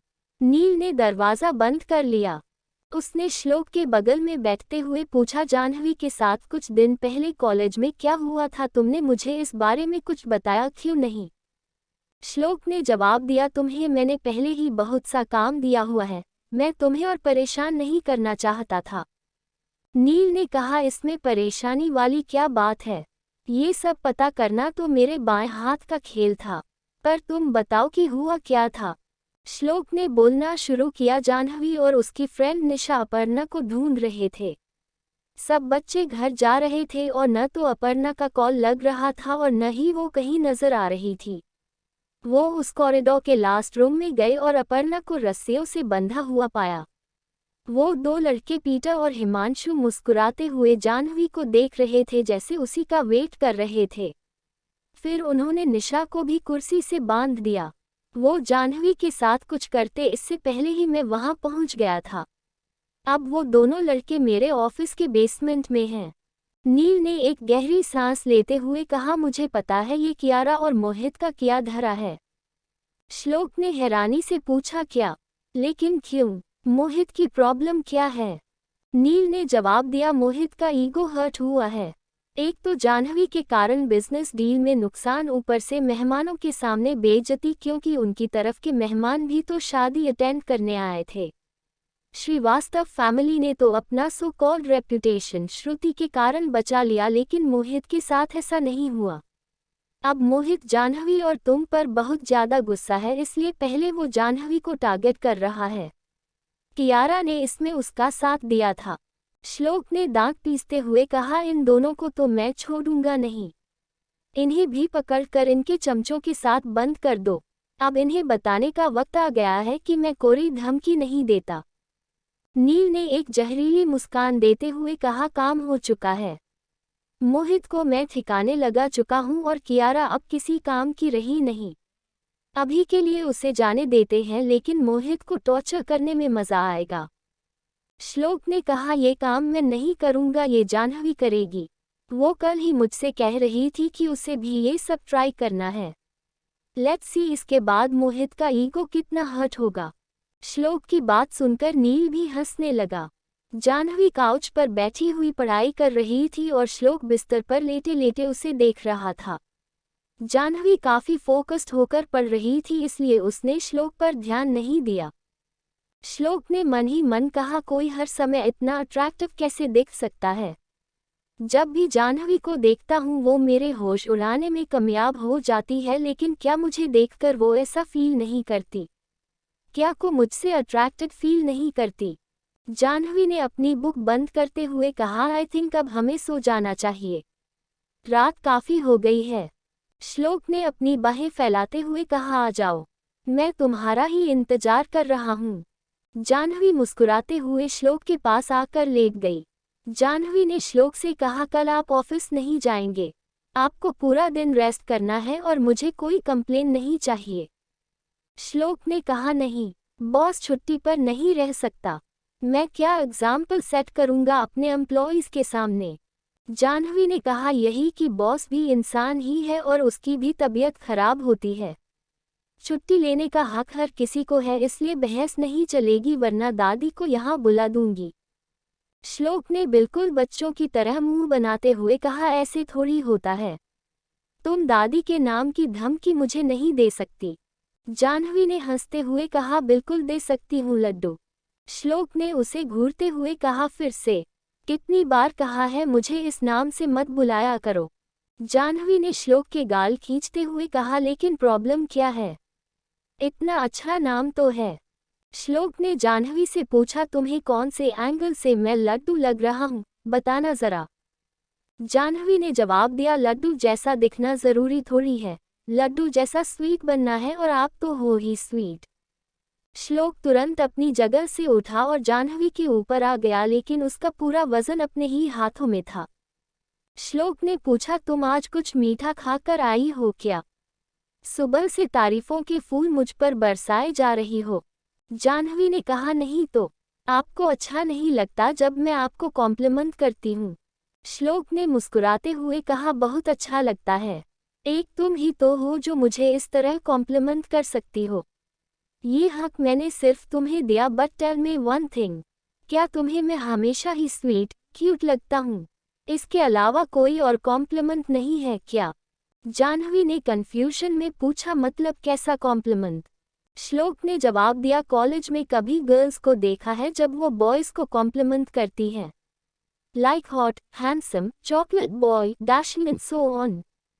जाह्नवी ने हाँ में सिर हिलाया और कहा, हाँ, कभी कभी अपर्णा और निशा भी कुछ बॉयज को देखकर ऐसे कमेंट्स पास करती हैं। फिर कुछ लड़कियां होती हैं जिन्हें हर किसी के साथ फ्लर्ट करना पसंद है, चाहे वो लड़की हो या लड़का। श्लोक ने पूछा, और तुमने कभी ऐसा नहीं किया? क्या तुम्हें स्कूल, कॉलेज में किसी लड़के के लिए अट्रैक्शन फील नहीं हुआ? जाह्नवी ने ना में सिर हिलाते हुए कहा, मैंने कभी किसी पर ध्यान ही नहीं दिया, और अब मैं क्या ही करूंगी किसी को देखकर। श्लोक ने पूछा, क्यों? जाह्नवी ने जवाब दिया, जब मेरे पास आप हो तो मुझे किसी और की क्या जरूरत? जाह्नवी की बात सुनकर श्लोक बहुत खुश हो गया। उसे जाह्नवी पर भर भर कर प्यार आ रहा था। श्लोक ने धीरे धीरे जाह्नवी के पूरे चेहरे को किस किया। फिर पूछा, तो मुझे देखकर तुम्हें कौन सा कॉम्प्लीमेंट देने का मन होता है? जाह्नवी ने उंगलियों में गिनना शुरू किया, आप स्वीट हो, हैंडसम हो, dashing, charming, cute, adorable, awesome, hot, cold, dark chocolate, white chocolate, coffee, gulab jamun, rasgulla, काजू, बादाम, पिस्ता, किशमिश। श्लोक ने जाह्नवी के होंठों पर उंगली रखते हुए कहा, बस करो जानू, तुम तो किचन तक पहुंच गई। इतना सब बोलने की जरूरत नहीं थी। जाह्नवी ने मुंह बनाते हुए पूछा, थैंक यू नहीं बोलोगे मुझे? श्लोक ने ना में सिर हिलाया और जाह्नवी के कुछ कहने से पहले ही उसके होंठों पर अपने होंठ रख दिए। श्लोक ने फील किया कि जाह्नवी मुस्कुरा रही थी। जाह्नवी ने अपने दोनों हाथ श्लोक के कंधे पर रखे और उसे धीरे से दूसरी तरफ पुश करते हुए पोजीशन चेंज कर ली। कुछ देर बाद जाह्नवी ने अलग होते हुए कहा, आज के लिए इतनी बातें काफ़ी हैं। कल आप ऑफिस नहीं जाओगे और मैं भी कॉलेज नहीं जा रही। मुझे भी ब्रेक चाहिए। श्लोक ने पूछा, आर यू श्योर? कहीं ये मेरे कारण तो नहीं? जाह्नवी ने ना में सिर हिलाया और कहा, प्रिटी श्योर। मैं कल घर पर ही हूँ। पर आपने बताया नहीं वो लोग कौन थे, क्योंकि मैंने सुना था वो पहले मुझे किडनैप करके आपसे पैसे लेने वाले थे और उसके बाद मुझे अपने किसी बॉस को सौंप देना चाहते थे। श्लोक ने दांत पीसते हुए कहा, ये उस मोहित का काम था। उसने अपना ईगो सैटिस्फाई करने के लिए ये सब किया। उसे तुमसे और मुझसे बदला लेना है अपनी बेइज्जती का, बट डोंट वरी, वो अब मेरे कब्जे में है और ठीक होने के बाद मैं पर्सनली उससे मिलने जाऊंगा। थोड़ा हिसाब बराबर करने के बाद मोहित को पुलिस को सौंप दिया जाएगा। जाह्नवी ने पूछा, क्या मैं भी साथ आ सकती हूँ? आपने कहा था आप मुझे अपना टॉर्चर रूम दिखाएंगे और काफ़ी कुछ सिखाएंगे। श्लोक ने मुस्कुराते हुए कहा, ऑफ कोर्स डार्लिंग, मैं तुम्हारी बात न मानूं ऐसा नहीं हो सकता। कुछ दिनों बाद मैं तुम्हें वहां लेकर जाऊंगा, तब तक मेरे गार्ड्स उनका अच्छा ख्याल रखेंगे। ओक। जाह्नवी ने एक्साइटमेंट के साथ हाँ में सिर हिला दिया। वो काफ़ी एक्साइटेड और थ्रिल थी और श्लोक थोड़ा हैरान था। उसे लगा था कि जाह्नवी को ये सब पसंद नहीं होगा, वो डर जाएगी या फिर श्लोक से डिस्टेंस बनाएगी, लेकिन ऐसा नहीं हुआ, बल्कि वो मोहित जैसे लोगों को ऐसी ही सज़ा देने के फेवर में थी। जाह्नवी ने अपना सिर श्लोक के सीने में रख लिया और श्लोक उसके सिर को हल्के से मसाज करने लगा। बहुत जल्दी ही वो सो गई। श्लोक जाह्नवी की खूबसूरती निहारने में मग्न था। बाकी लोगों के लिए भले ही जाह्नवी एवरेज लुकिंग थी, लेकिन श्लोक के लिए वो सबसे सुंदर थी। श्लोक ने मुस्कुराते हुए कहा, माई नॉट सो इनोसेंट एंजल। मैंने क्या सोचा था और तुम क्या निकली। हम दोनों एक दूसरे के लिए बिल्कुल परफेक्ट है। जिस सपोर्ट की मैं तुमसे उम्मीद करता हूँ वो सपोर्ट हमेशा मुझे तुमसे मिलता है। कोई इतना अंडरस्टैंडिंग कैसे हो सकता है। मैं देख रहा हूँ तुम मेरी दुनिया में आकर बहुत खुश हो, लेकिन ये खुशी कब तक टिकेगी। क्या होगा जब तुम्हारा पास तुम्हारे प्रेजेंट में दखल देने लगेगा। क्या तुम मुझे माफ़ करोगी जब तुम्हें पता चलेगा कि मैंने तुमसे काफ़ी कुछ छिपाया है।